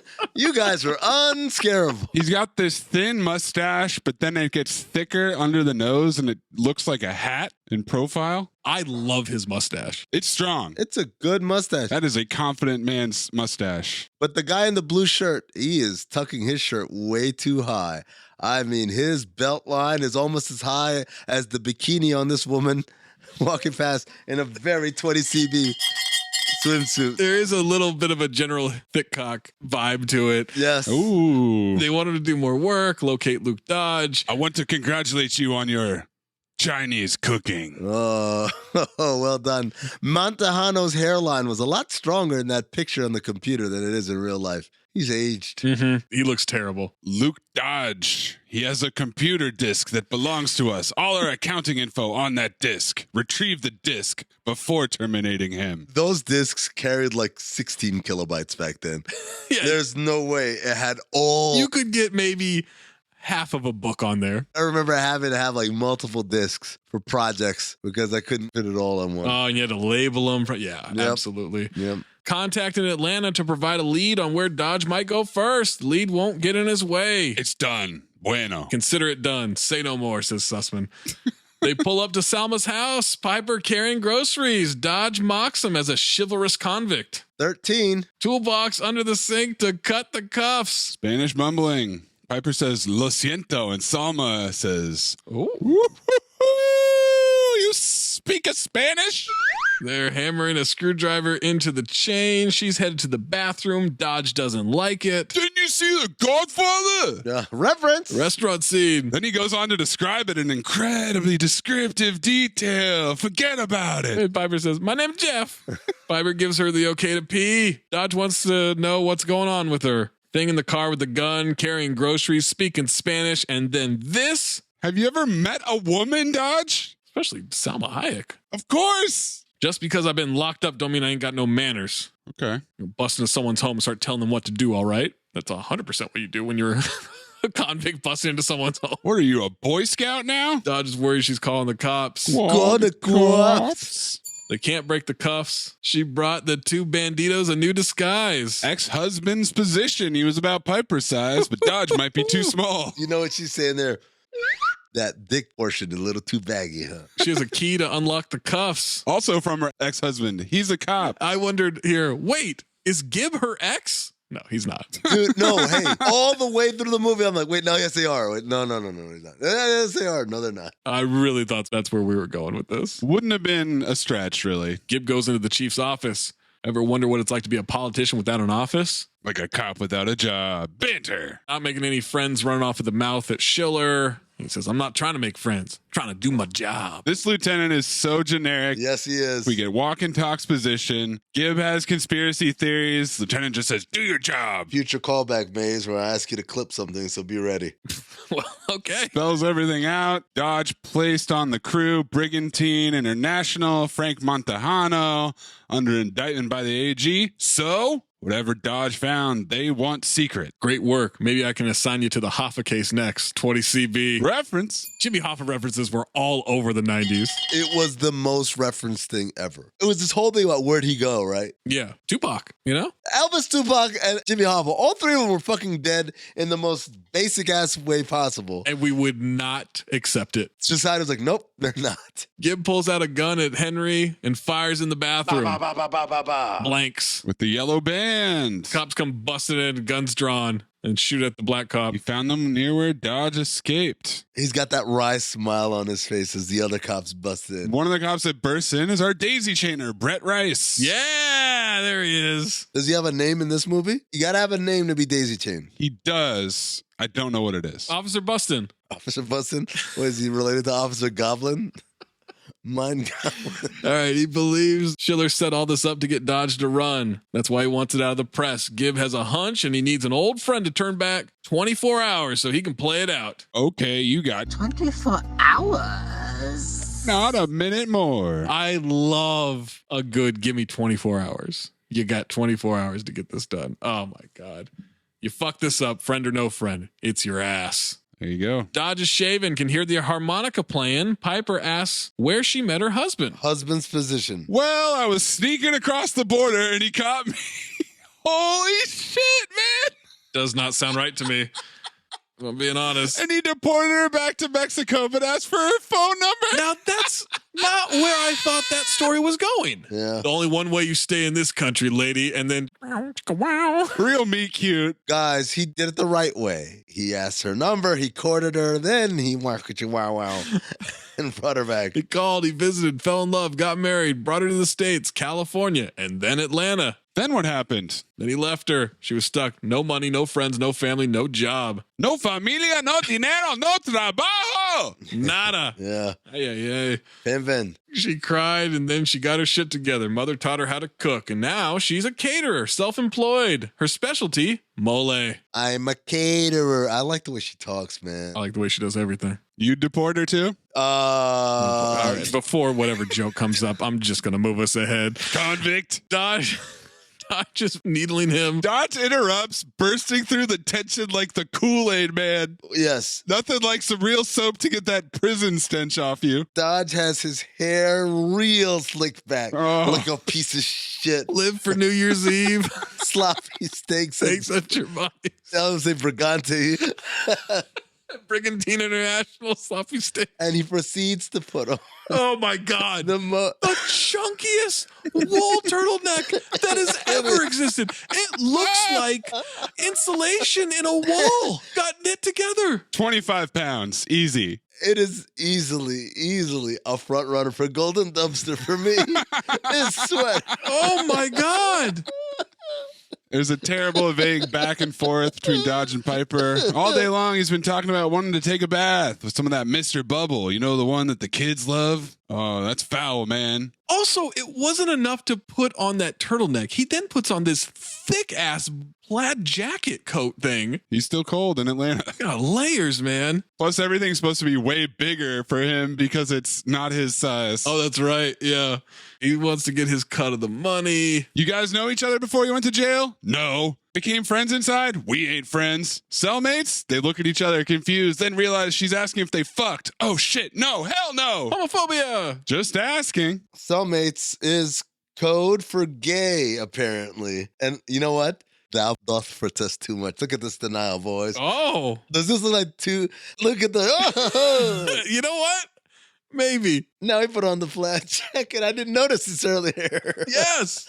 It's so big. It's giant. Why is he dressed like that? He's dressed in his father's clothing as an 8-year-old. Now you try to fuck me, I find you. And I said, see, you didn't really dissuade me from my original theory here. As collateral, Piper's giving him the harmonica. Pop gave it to him when he was 8. It's for good luck. Make damn sure he gets it back. That is not how collateral works. Nope. Montahano contacts the hitman, wants to know if he has seen his fax yet. Your playmates arrive? Have you received my fax? It's a picture. Info on Faith, the dancer. The one fault that is universal about most men is our love of women. Find her and you'll find Luke Dodge. This fax, first page info about Cindy, Faith. She's a dancer. Associate Francis Puffy. Frequents massage parlors, preferably bingo. Second page, same exact info, but with a picture. Why send 2 pages? Send 1 page with everything. We need the picture on the second page. But don't send the first page. No. You got to send them both. First page has info on it. The info is also on the second page. Who sends a 1-page fax? You got to actually send a cover sheet. So actually it's a 3-page fax, Zach. Right. Cut to a bunch of Cubans breaking down a door with Cuban links on. Whoa. Tony. Yeah, Tony at the All-Star game. The first Cuban with a Cuban link on in Utah. Flipping through shit, CDs, clothes, pantry, tossing this place. And eventually they find a matchbook for the Blue Flame. The Blue Flame? 20 CB. No, it's not. It's still going. No, I'm saying a matchbook. They still have matchbooks at the fucking strip club. No one uses a matchbook, though. No one's like grabbing matchbooks. I am. I do all the time. It's still a 20 CB thing. There are people that still have pagers. Doctors, drug dealers. Amin's back to his Atlanta strip club days. Oh, man. This is the moment I got so excited in the movie because the Blue Flame is a real place. I've been there many a times. Technically, it's in Decatur, but we're not going to get too technical. Oh, some Atlanta maps position. This is like Mayes talking about cameras. I'm going to tell you guys about Atlanta strip clubs. And let me tell you something, boys. The first 4 or 5 girls they show here, I'm like, these aren't actors. They got them right from the stage. Cut to the Blue Flame, extreme stripper close-ups, gratuitous cheeks, and Bill Bellamy. Yes. This place is this shit. Race is bullshit. You always complaining, man. I can't take you nowhere. This is a nice place with some nice women. It's a stank place with some stank hoes, okay? And they cold too, man. All that shit you doing, you can't even get next to them. Plus, I got ass dust in my drink. Look, why they have to be hoes, man? Won't you chill? You gonna make the girl uncomfortable, bro? Come on. Man, fuck that bitch. You no-class motherfucker. Strip club DJ voice. Ooh, somebody put out the fire, please. Ladies and gentlemen, the Blue Flame proudly welcomes to the stage Faith. Dodge walks in with his massive fucking turtleneck. I wrote Dodge shows up in his chunky ass turtleneck. I said, in all caps, 0 chance this woman would ever be allowed to work at the Blue Flame. Oh, when I say 0 cheeks, holy hell. She's Helen Hunt territory. Unnecessary. No, it is necessary. Why? I'm explaining because the Blue Flame... She does work there in the movie. What is it? Because it's not realistic. We point out all the lack of realism everywhere else. Why wouldn't this be one of the ones? She's also dancing in a way that's not the patronage at the Blue Flame. Not trying to watch you ride like that. You better make something pop or clap or something. Maze, what do you want to do here? Yeah, it's just that his misogyny is stronger than his racism. In this case. Nah, this is Coco night. We ain't going nowhere. No, this is ho-ho night, all right? And we gotta go. These hoes, man, they all want to be Madonna. Yep, see? Don't want to stand next to the man, want to stand in front of the man. And if they can't, they'll knock your ass down. Ain't that right, white boy? Yoo-hoo, whitey. Nobody makes small talk at the strip club. Nobody. Faith stops in her tracks when she sees Dodge. They're talking to him, but he's thinking and listening to them. You're drinking and you're thinking, so what the fuck you thinking about? I'm thinking you're full of shit. When a woman asserts herself, starts calling her own shots, a fellow like you thinks she's not a woman. That's a shame. Dodge goes 21st century, ma'am, on Amin here. Yeah. Bellamy starts hype manning Dodge. Ho-ho, shit! Yep. He know you, don't he, Bo Grant? What is it? Y'all plan to use the ransom to save y'all business. I just like hear you say it. Bill wants to bet Joe $500. After Joe says, motherfucker, please, look at this shit. These trick-ass bitches. Come on, man. They don't care for nothing but about their fucking dollars. Dodge wants to go up to her, lay a nice, long, wet kiss on that girl. Too many adjectives on this kiss. It won't take anything more than one of them pretty roses. You game? I said, ew, he kissing strippers. Whoa, why are you sex work shaming? You don't kiss them, Zach. That's their rule, not mine. Never tried one of those roses. Bill Bellamy is still Team Dodge. He bets Bo $500, says he'll give the $500 to Dodge if he wins. Worth that much to see you look like an asshole. No, he doesn't say asshole. He says ass-ho.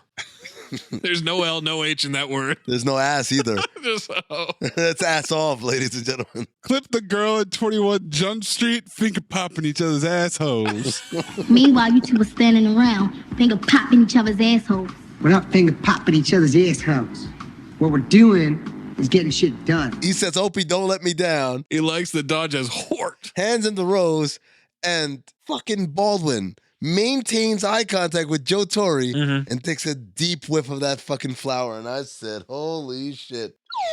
Is there some tension going on here? No, what are you talking about? He's just talking shit. Why is he staring at him as he sniffs the flower then? This is Stephen Baldwin trying to look smug and cool. It's not working. She crawls up, says, welcome home, thug, and kisses him. Yeah. Bellamy's going, don't let me down. Don't let me down. DJ says, just goes to show you don't have to go to church to have faith. Oh. Hey. Give a blue flame welcome to Robin Larkin Sparrow. And Santiago is lurking in the background. And I said, Robin Larkin Sparrow? What the fuck names are these? Birds.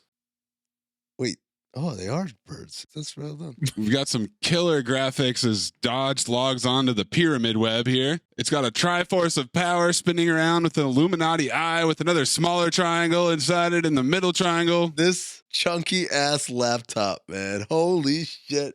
That laptop's been in the gym and it's been doing nothing but fucking chest press the whole time. Faith wonders if he's raiding her private files. Got to get through to Puffy now. It's about the time he goes onto the pyramid web. What? 20C fucking B. Something called Inner Sanctum. What's up, Puff Dog? Bodacious Tinkerbell flying around. This is a guy thing, right? Right. Oh, nice tits. I agree. She goes to tickle him or some shit. They kiss. I don't know what's happening here. She tried to grab his dick. Why is he saying out loud everything he's typing? And she's reading out loud everything they're responding. I feel like that's what you did in the 20CB. No. What a puff dog. Puff dog with a D-A-W-G. It's a G thing on a flex. And then there's another character in there that we don't hear out loud. No. Called 69 Lips. 2 P's in lips. Apparently Puffy is talking to hoes in the Inner Sanctum. Hacker hoes? Yeah, that's what you did. One of the options next to file and edit is whisper. That's DM. It says I got a Jones in my bones and I need a fortune cookie. They're going to Tokyo massage parlor. It's a code we use. It's not very subtle, man. Baby, if it's a massage you're looking for, why don't you let my fingers do the walking? He's gonna take care of her now. She had to do something to pay tuition. He wants to order room service and stay. They're in a hotel room, but there's a fire? When's the last time you stayed in a hotel room with a fireplace? That's a great question. I think it's happened. Oh, Future Sport? No, now I'm getting confused with times I stayed in a Airbnb. Yeah, it's been a while, man. I don't know if this exists. I'm going to just say it like that. Cut to the Great Line. Yeah, the bus station. Salma's dropping Piper off. Wasn't he supposed to wait for Dodge? What the hell is happening? He doesn't know where he's going. She says to drop her a postcard or give her a call, and she takes a piece of paper out of her bra. Got her phone number and her address. Phone numbers on pieces of paper that are kept in bras. Also giving people your phone number and your address. Oh, this is 20CB. Address is wild, man. That is wild. But he's been there before, so you know what that means, boys. She's horny. She tries to give him a gun. He says she better keep it. Then they kiss. This is so bizarre. I feel like there was at least 1 or 2 scenes cut here. He was in prison for a while. There's no way he has this restraint. Not with her. But how is she so into this shit? They seeded the tension. Same size as her husband? It was there for sure. They were headed here, but it still feels forced. Very forced. Lawrence Fishburne gets out the car, walks into the bus station, and he's wearing some 90s ass pants. Shout out to Dominique Parks. Yes. Those are 90s ass pants. Knock on the door for Faith.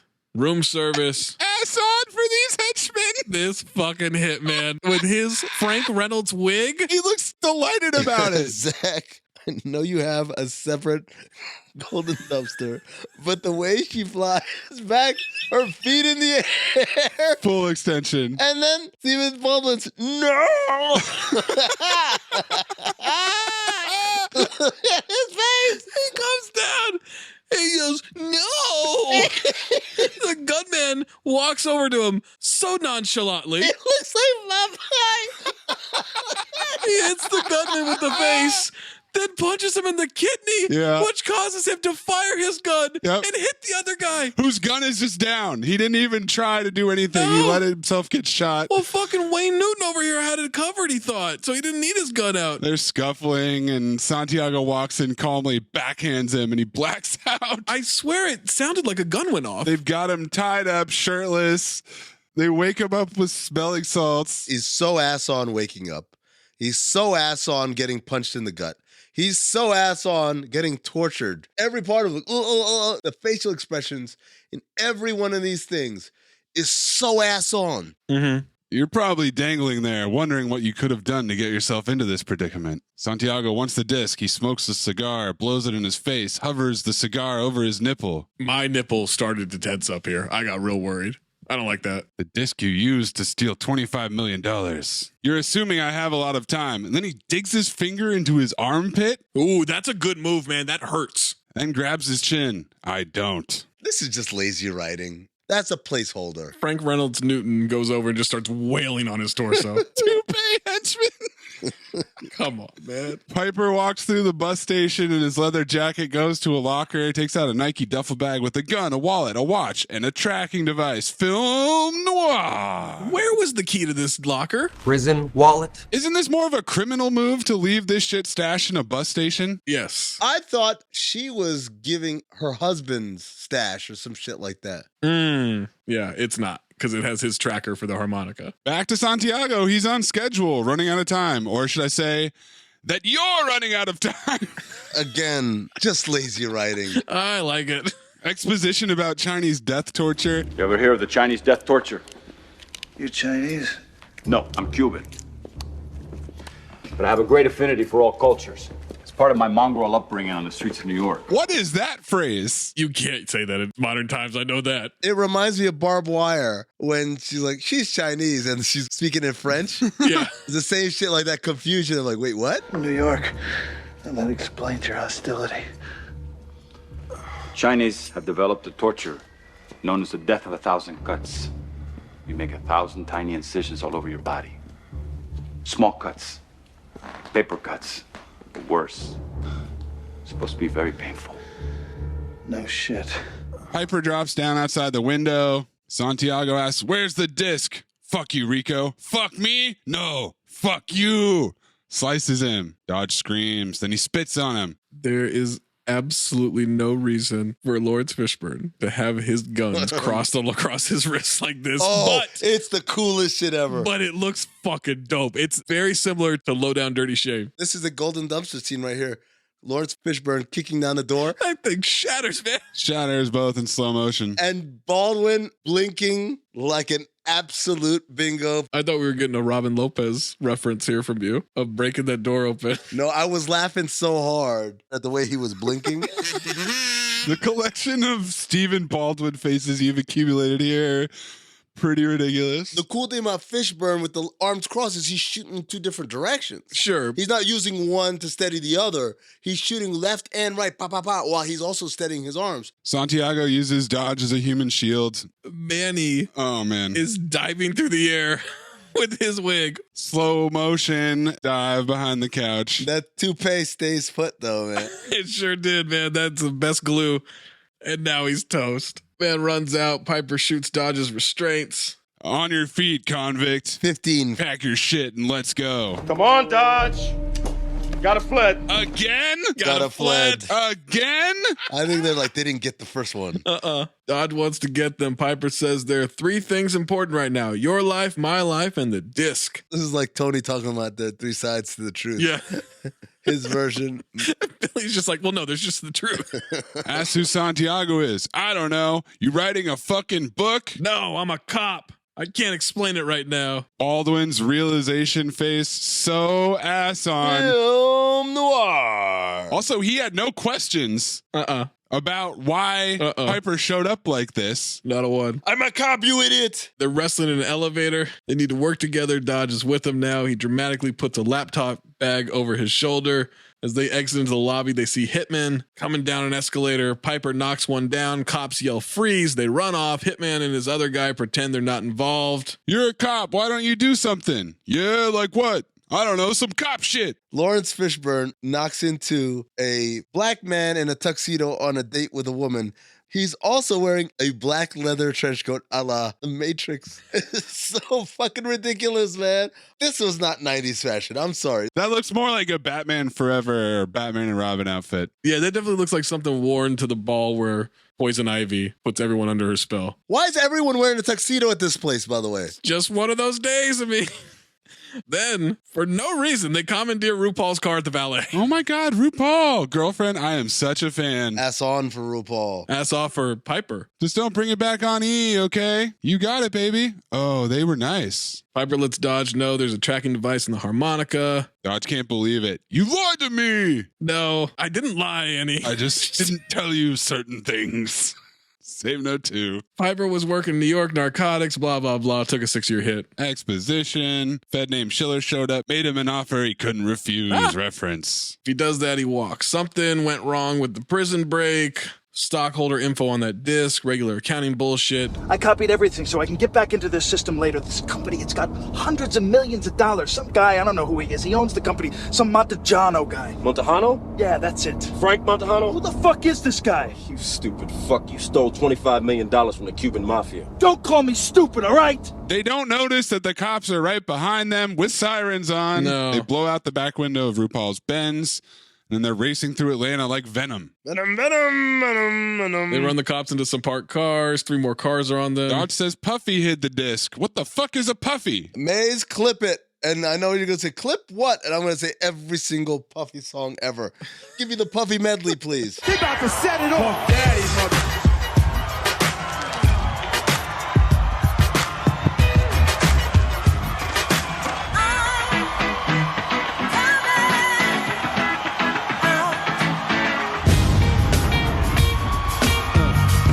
Is it supposed to be funny that Piper doesn't know and Dodge does? Film Blanc. Reality just changed sides. Piper gets one cop car to run into the back of another one. There's an explosion. Bay. The AG calls Schiller. He's pissed. Get the disc by tomorrow morning. I asked you a question. You want to tell me fairy tales? If you haven't got the disc for me, you're going to be wearing your ass for a hat. Cut to the Lucky Street Grill. A real place. Been there before. Great chicken wings. Gibb goes to his private detective friend Les. Hands him money. Finds out nothing about Dodge and the AG. I want to be paid by putting money into an envelope, into a newspaper that I then fold over. That's such a fucking great move. Yeah. It's funny CB, but damn, it's a cool move, man. He gives him info about Dodge and Brigantine International, and then we find out it's Les's fault that Cindy was given up. Cindy's address is on Metro Ave. Metro Ave was formerly known as Stewart Ave, and that's where all the hookers are. How do you know that, Amin? I used to live in Atlanta. Oh, got it. Also, that's the community college where Jabari Smith Sr. went to before he transferred to LSU. Atlanta's position. Cut to the massage parlor. Puffy's here because one of those Ducatis belongs to Dodge. Ducati jargon. Best of all, it's got an onboard computer. I wonder if that'll come up. That's nice, Evel Knievel. As they're walking in, Dodge wants to know what took Piper so long to save him. Didn't you see Shaft? It's Piper's turn. It's my turn for a movie reference. So they walk into this place, and all the massages are happening right there out in the open in front of everybody. One big room. This is just a brothel. And Zach, I said, this is exactly like the acupuncture place I went to. You went to a heroin den. It was like that. All the people were laid out like that, all in an open room. I've never had acupuncture that doesn't happen in a private room. The example I used at the time was the beginning of Inception, when they're in Uganda or whatever, and they go into that little dream parlor or whatever. But this is the closest I've seen. I thought, Puff might be in love with Dodge. Some real tension, yep. Never mind, he just got shot in the throat. Oh, man. And it's a big throat wound, gushing blood. That's a big fucking hole.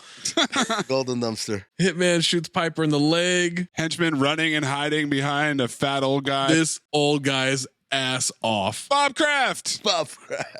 We got a full-on shootout, tons of diving while shooting. Dodge doesn't want to leave his dead friend there. I gotta leave him here alone. Dodge and Piper jump through a window. They hop on Ducatis. They drive off. Gib is perplexed. Why wouldn't they drive off in the car they drove up in? Because it's a Ducati, man. Cut to a diner. Dodge is crying like a real idiot. Crying like a... Looking at a pic of him and Faith. His chunky ass laptop is open. He's tapping away, pecking away, hunting peck with his fingers. The music playing, I thought it was Dead Presidents, but it's not. Salma's there patching up Piper's flesh wound. You're a cop. How do you know? When you live with one, you know. And she's wearing a Beckinsale and Tiptoes level hat. He wants to tell her, or he wants her to be careful. She can take care of herself. They kiss. Guy walks in on them in the stall. From the outside, his pants are down and she's on her knees. Yeah. And this guy opens the stall door with his ass on. Shout out to Fishburne's agent for getting not one, but two makeout scenes with Salma Hayek, man. That is fucking gangster, bro. You know what the best part of it, I mean, is that he can watch it later. Of course. Over and over. Selma and Piper sit down in the booth with him. He calls Schiller and tell him it's over. It ain't over. I don't want the money anymore. But you better walk away with something. The two people in your life are dead. You better collect that money. Yeah. Piper says thing is just getting started. Doesn't care what's on that disc. But it got the girl and that friend dead. You got to find it. You better start thinking, convict. And that's 16. Dodge looks out at the Ducatis. He gets an idea. The only thing he knows better than a computer is those bikes. It's a 916, not a 616. Big deal. I think it meant Eli Man. He takes off a panel and flips it over. It's a map of the Georgia Dome. It cannot be that easy to take off that panel. Okay. He used a fucking Allen wrench from IKEA. When he and Buffy would hang out, they'd meet in the utility room behind the scoreboard at the Georgia Dome. That's sex. These motherfuckers for sure were fucking this. They were banging for sure. Same note too. But when me and Puffy used to hang out. Is that even possible though? To go to the Georgia Dome and hang out in the scoreboard? No, that's not possible. What the fuck? Behind the scoreboard. I see you guys are not up to speed on all the secret gay hookup spots in Atlanta. Atlanta's position. I'm trying to tell you guys. Time to make a plan. You know what the Dome in Georgia Dome stands for? Z-Job. More generic. Lieutenant yelling at Gib. Will Patton's boss, angry black captain, clipped the Hershey Highway speech from Last Action Hero. Only count I got to save the Eagle Foundation doing the fucking tango up and down my Hershey Highway. Put a sock in it. I don't care who does what to your Hershey Highway. How do you fuck up? Let me count the ways. Got a handful of innocent civilians shot to hell, interfered with the AG's investigation, scared off 2 dangerous fugitives. Don't you want to hear where those Cuban hitmen came from? No! It's not our fucking problem. That's bad police work, okay? Worst police work, him or Forrest Whitaker in Taken 3? Will Smith in Bad Boys 2. Get the fuck out of here. Go home. You're suspended. Montahano's meeting with Schiller. Offers him $2 million to get it. Piper calls him, have the disc soon, meet at the Georgia Dome in 20 minutes. $2 million for this. It's the same numbers being used in Barbed Wire, which once again was set in the future. You kind of skipped over a lot here, Zach, because as Montahano walks up to a mystery person, because we just see his back, it's turned to the camera, and Montahano says, I think you know we want the same thing. This disc. Unstoppable. As the camera turns around, it reveals that it was Schiller, the pizza delivery vet from the beginning of the movie. Come on. It's a lot like the scene in Da Vinci Code where it's like first person. Mm-hmm. And we find out that it's, what's his fuck? Ian McKellen. Sir, what's his fuck to you? Sir, what's his fuck? Sorry. Salma's going to meet them when they're done. Cut to the Georgia Dome. This is almost as big a bike movie as Biker Boys because it's a motocross event. Piper runs to security holding Salma, saying that she's pregnant, about to give birth. Oh, this is the same tactic I used to get in the VIP at All-Star Weekend. Act like you're going with the crowd, right? Because as Selma and Piper are doing this big thing, fucking Baldwin just sneaks in with them. Yeah. I was at this after party in Utah. I was trying to get upstairs to the highest level of VIP. And I saw Jake from State Farm, which I keep running into this guy. You were obsessed with this guy. I'm not. He's just everywhere I am for some reason. Every All-Star Weekend, the two of you are just hanging out, waiting for Ubers. He's got an entourage. And I'm like, why does Jake from State Farm have an entourage? But I don't care. They walk in and they're going up the stairs. So I just fucking walked with purpose right behind them. Didn't get no questions. Walked up there, got the text from my boy downstairs like, yo, where you at, man? I said, I'm up in VIP. He's like, can you get me in? I said, sure. So I go back down and I said to the same security guard, yo, by the way, I got to get my man here over there. He's like, oh yeah, go just come back right here. I'm like, cool. And I ended up smuggling like 7 people after all was said and done multiple times. Just come in, hey, we got 3 more coming, da-da-da. Oh, it was great. What a great time. Shout out to that move. Also, fake pregnancy, I feel like it's a very... That's 20 CV for sure. We don't do that in movies anymore. Like, oh, I have a baby, and it's just a sweater balled up under her jacket. Dodge lifts some press passes. Piper and Dodge go off. Now he has a key card. Gibb asks what the commotion at HQ is. He's informed that Schiller said it's going down at the Georgia Dome. It's going down. By Brett Rice. I'm Ellen Timber. Selma's character is ass off in the security office. Yes. Dirt bike races happening. And the PA announcer says, if you don't like motocross, there's something wrong. All 3 major forms of motocross. Selma sneaks out, puts her stomach in the trash. Security notices she's gone. The security guard comes after and opens the door and looks around for her. I said, he looks like old Chris Cody. Gibb is driving to the dome, pulls up, sees Schiller walking in with the hitmen. He's walking in with the Cubans, even though he called the local cops and told them to meet him at the Georgia Dome. Then we get the worst B-roll footage ever of motocross highlights. Jeremy McGrath, a perfect race. And then finally, Schiller's there with the big gulp of product placement, this massive Coca-Cola cup. What a fucking hypocrite fraud. He said he's not there to drink Coke, and here he is drinking a fucking Coke. Yep. So they get you. Dodge finds a bag with the floppy disk and the money inside a panel in the fence cage. Everyone's just walking around. Salma's in an orange car with the Ducatis in the back. And Santiago pops up behind them. Gibb coming up the escalator yells, dodge, duck, dip, dive, and dodge. Throws a wrench. It's a setup. Piper shoves Dodge. Schiller and the hitman start shooting Gibb. A police officer fires into an open crowd. Everybody's just pumping and dumping in slow motion. Super slow-mo. Unloading on all of these people. It's a free-for-all. Santiago uses a woman as a human shield. That's definitely his go-to move. He's doing the dice thing too much. Lots of Coca-Cola signage everywhere. I mean, you're in Atlanta, man. You are in Atlanta. Not enough love for CNN. Piper shoots down Schiller. He's dead. Piper and Dodge run out of the dome into Selma. Why is Piper running with his arms like that? Super weird running style. As they run out, everyone hits the ground in unison. But there's a little kid who's running in the background. Why is her child just sprinting in the background? We got another car chase. Wait, Schiller's still alive. Gibb explains that Schiller was playing both sides. Yeah, well, I should have busted a cap in his ass. Yeah, right. Dude, this kid is booking it. Look. Oh my God. He's going to play for the Falcons one day, man. Piper calls AG. He wants exoneration and his old job back. Hold on. We can't miss this one thing because this is my most important note in the whole movie. Oh, boy. As they drive off, we see in the background a Pepsi truck product placement. At which point I said, Mayes, clip in the Reindeer Games quote. That's your most important note. By far. You show me another buffet that offers both Coke and Pepsi. Don't even bother looking because it doesn't exist, okay? So now what else do you people want me to do? I love a movie that will accept product placement money from rivals. Shut up, Reindeer Games. They're going to meet at Stone Mountain. Stone! Selma and Piper embrace. We've racked up yet another Atlanta landmark here. Atlanta maps position.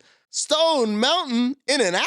In this traffic? You out of your fucking mind. He leaves his bag with her, promises he'll be back. Hitmen find them before they drive off, start shooting, they speed away. Her car is like a pumpkin, that's how they find it. And it's El Scorpio Jr. who hands Santiago the gun in the car. Nice. He does look like him a little bit, yeah. We have a race on the highway. Hitmen get stuck behind trucks. They're driving a Buick against some motorcycles. No chance Lincoln Town Car is keeping up with Ducatis, right? Especially once it gets stuck behind in traffic. Those trucks for at least 20 seconds? Yeah. They're gone. They're at Stone Mountain already. They're all at Stone Mountain. Piper stops, waits for the hitman. Now he stands in the road, waiting for the hitman, dramatically pulls out the gun. This is a golden dumpster. Fishburne stopping in the middle of the street and unloading on the oncoming car. Eventually, a tire pops, the car flips over a bunch of times, and they're dead. Voiceover exposition about Stone Mountain Park, like it's a documentary. Massive dome of granite rising 825 feet above the surrounding plain. They're on a Swiss cable car. It's a pre-recorded tour, voiceover exposition. They see a helicopter flying to the top, then the cable car powers down. Someone drops onto the roof, opens the hatch. How did he drop behind them? Somehow, he got the drop on him. Yeah. Despite Piper going to investigate the hatch. You're supposed to be dead. Miracle of Kevlar. Another slow turnaround. Fires a warning shot, demanding the disc. Are we supposed to believe that he jumped out of the helicopter? No, he didn't. It's all unbelievable. No matter what it is, it's unbelievable. But I think he's supposed to have dropped out of the helicopter. Yeah.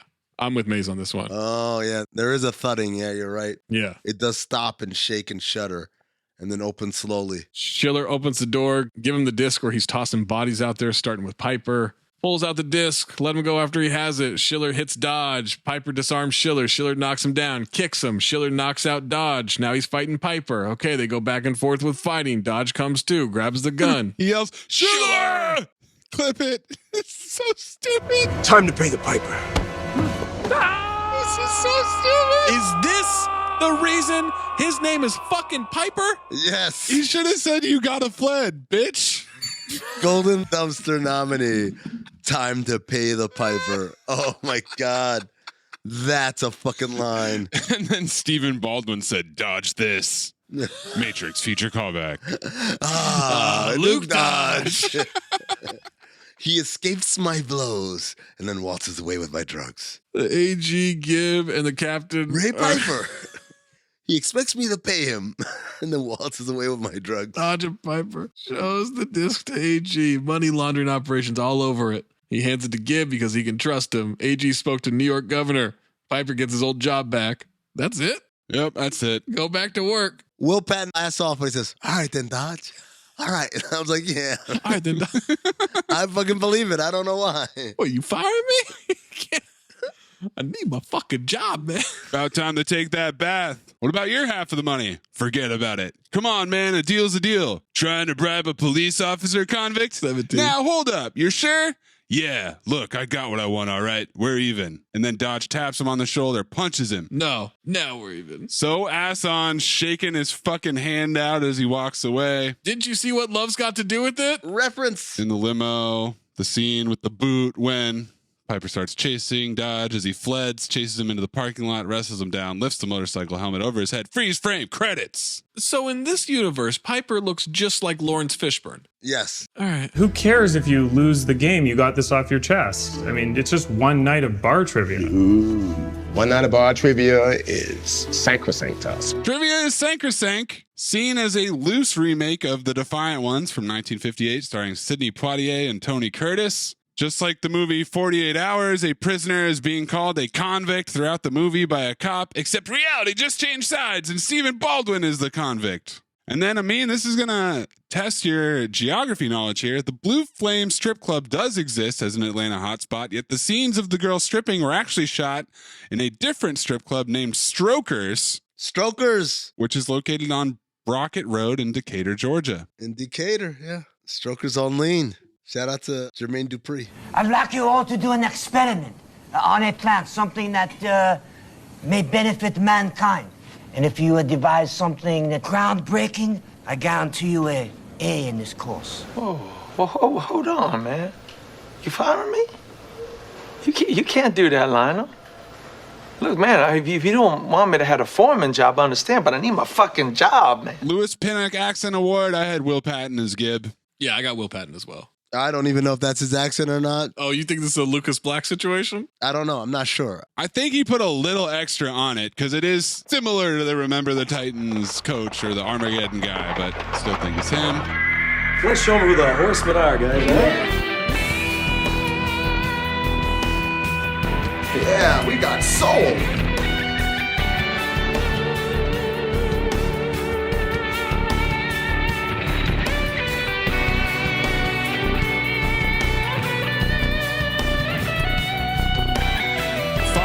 Horsemen, convict, harmonicas, turning around slowly. Slowly, yeah. 20 CB. I mean, 20 CB is heavy in this. Heavy. It's got to be convict. I'm not going to argue against 20 CB. My arm literally got tired ringing that goddamn cowbell. But man, the word convict appeared 13 times in the first 20 minutes. Not making it to 20 is impressive. Yeah, it slows down considerably. Breathe in through nose, out the mouth.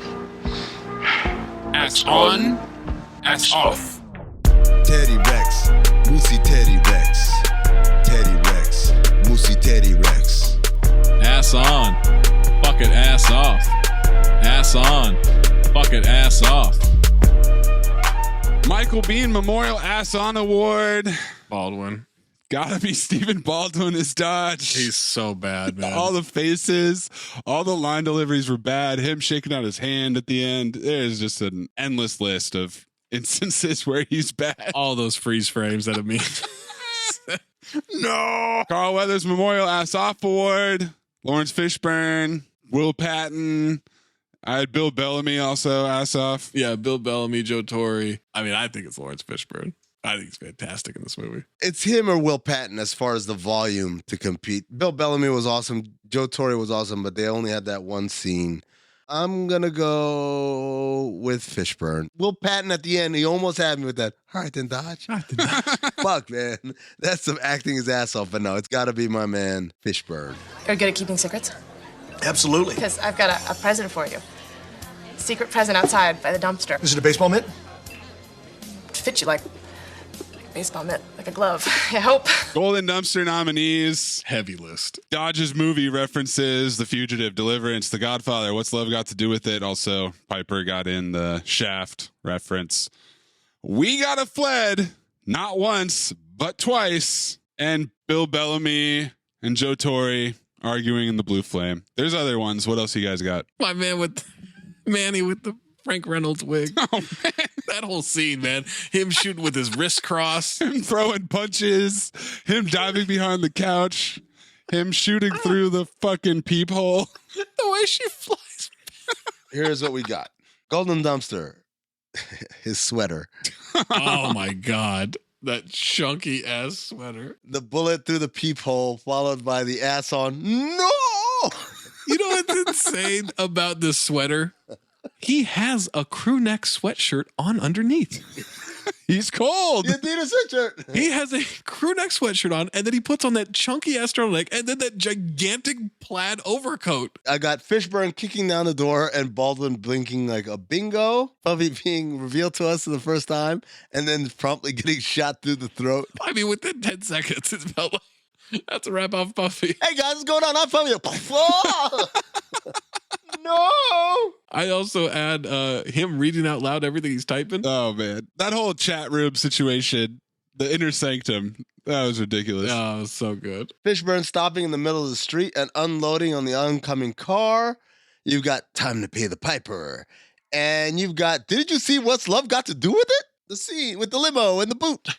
Not since Taxi has there been a more clear, telegraphed golden dumpster leading to a movie choice. It's We Gotta Fled twice for me. Yeah. It's the reason I remember the movie. If they don't say Gotta Fled, not once but twice in that movie, I don't remember it ever again and never consider it for this because I've forgotten pretty much everything else. It's Gotta Fled. The ultimate, he said it. I mean, maybe that should be in there instead of Convict. The he said it. Oh, I mean, it's definitely eligible. I still think I would go Convict, though. Even though Fled got used 3 times in this movie, twice grammatically incorrect, I'm still going with Convict. The thing is, nobody would say, hey, we gotta flee. No! There is no proper grammatical sense of it. I mean, they had their line in Who Fled. I don't know why it had to be brought back again. Right. You had it at that point. That's all it's got to be.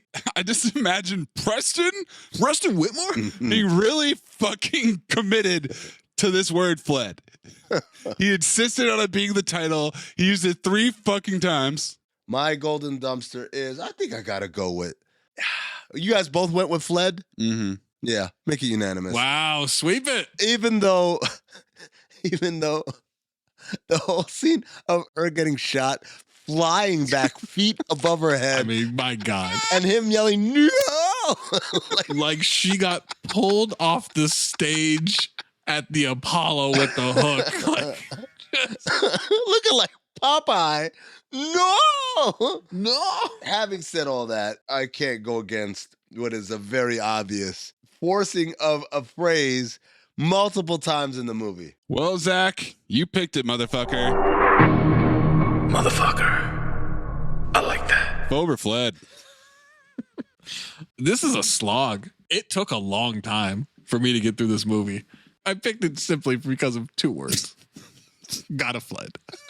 It's not a good movie. I think Lawrence Fishburne's good at it. I love Salma Hayek and everything. Will Patton's good. There's a lot of memorable scenes in this.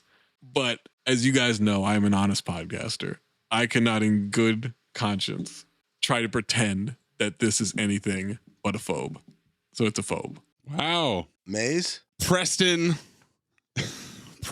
Whitmore is a fucking terrible writer. Wow. He forced fled into the lines. He forced fled into the title. There's nothing original about this. The cliched lieutenant just yelling at Gibb, who is spot on the entire time, snuffs everything out, figures out the entire plan himself, and just gets yelled at and suspended. Stephen Baldwin, God damn it. He's a war criminal against acting. He is Michael Biehn levels. Oh, man. He's terrible. The whole computer disc, mid-90s, telephones, computer systems, the depiction of the internet and just not really understanding what it does, it all added up to a very easy phobe. I mean? Oh, man. Well, you guys mentioned how bad Stephen Baldwin was. The writing was so lazy, from here, pussy, pussy, to I'm on the schedule. I don't have much time, and neither do you, or whatever. All that stuff where it's like, it's not witty at all. The constant references to other movies that they were clearly ripping off. And yet, Will Patton say, all right, then, Dodge, all right. Oh, no. Dude, I laughed so many times in this movie. I know they didn't mean to make me laugh, but I laughed. I enjoyed it. I had fun watching this movie. It's bad. It's cliche. It's poorly written. It's poorly acted by everyone other than Will Patton and Lawrence Fishburne and Joe Torre and Bill Bellamy. But fuck it, I didn't have fun watching this movie. Isn't that what Cinephobe is all about? I'm a fled, boys. File it for me. Did you say I'm a fled?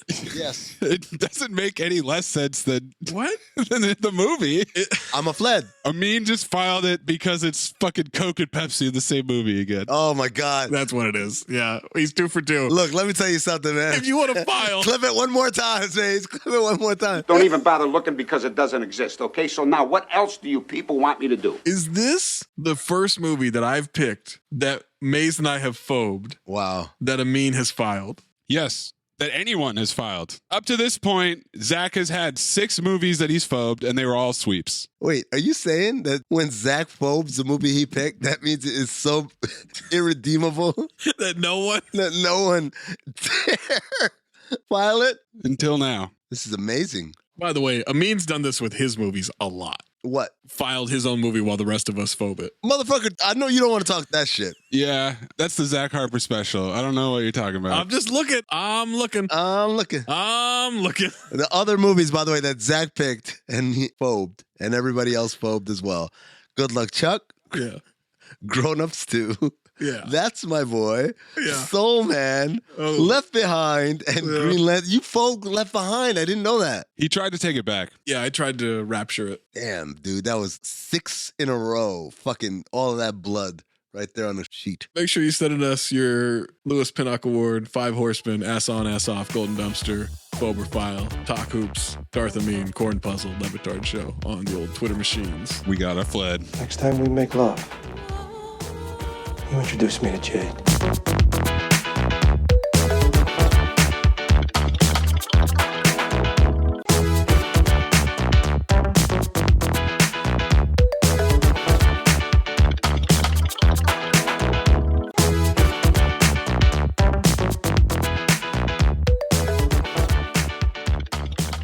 Amin, we got a fled, but you got to pick. Oh, man. I was telling both of you guys separately, this might be one of the hardest decisions I've ever had to make. Because I've been researching the daisy chain, and the daisy chain is glorious, right? So here are the nominees. I know this is going to get some people riled up because like, oh, you could have picked that. The Punisher. Okay. With Thomas Jane and Travolta. But I had to eliminate it. It's a rental. I decided I have to thin this waste one way or another. So if you're a rental, you got to get out of here. Similarly, this goes for Armored. Matt Dillon and Jean Reno and Lawrence Fishburne, also a rental. So I had to go. Like a Boss, Salma Hayek, Tiffany Haddish. Rose Byrne, yeah. I really wanted to do this one. It's kind of like Horrible Bosses too when you think about it. Horrible Bosses. Yeah, there you go. Well, unfortunately for her and for you. You got a fled for that one, Zach. It's a rental, so Like a Boss is also off the board. So that me with 5 movies that I could select from. I've got The Hitman's Wife's Bodyguard, which is the sequel to The Hitman's Bodyguard. It stars Ryan Reynolds, Samuel Jackson, and Salma Hayek. That one's available on HBO Max. I've got Def Jam's How to Be a Player, starring Bill Bellamy, and that one's on Tubi. And Lark Voorhees, by the way, Lisa Turtle. I've got Lottery Ticket, also starring Bill Bellamy, I believe. Golden Dumpster, T-Pain. Little Bow Wow, Keith David, and Charlie Murphy. And that one's on Tubi as well. Charlie Murphy. I've got Fantastic Four Rise of the Silver Surfer, which is on Disney Plus. And finally, available on Netflix. I think I have to do it, guys. I know you don't want to go back here. Liam Neeson month is back. The Ice Road, starring Liam Neeson and Lawrence Fishburne. That's right, boys. Cue it one more time. No. I've gone too far. Maze, you thought we were out of Liam Neeson month? Wrong! You got it wrong! I'm so excited for this, man. I've never seen it. Who can get me out of this fucking Liam Neeson quicksand? God damn it. After a remote diamond mine collapses in far northern Canada, a big rig ice road driver, Liam Neeson, must lead an impossible rescue mission over a frozen ocean to save the trapped miners. Contending with thawing winters and a massive storm, they discover the real threat is one they never saw coming. Oh. I'm sorry. I'm not.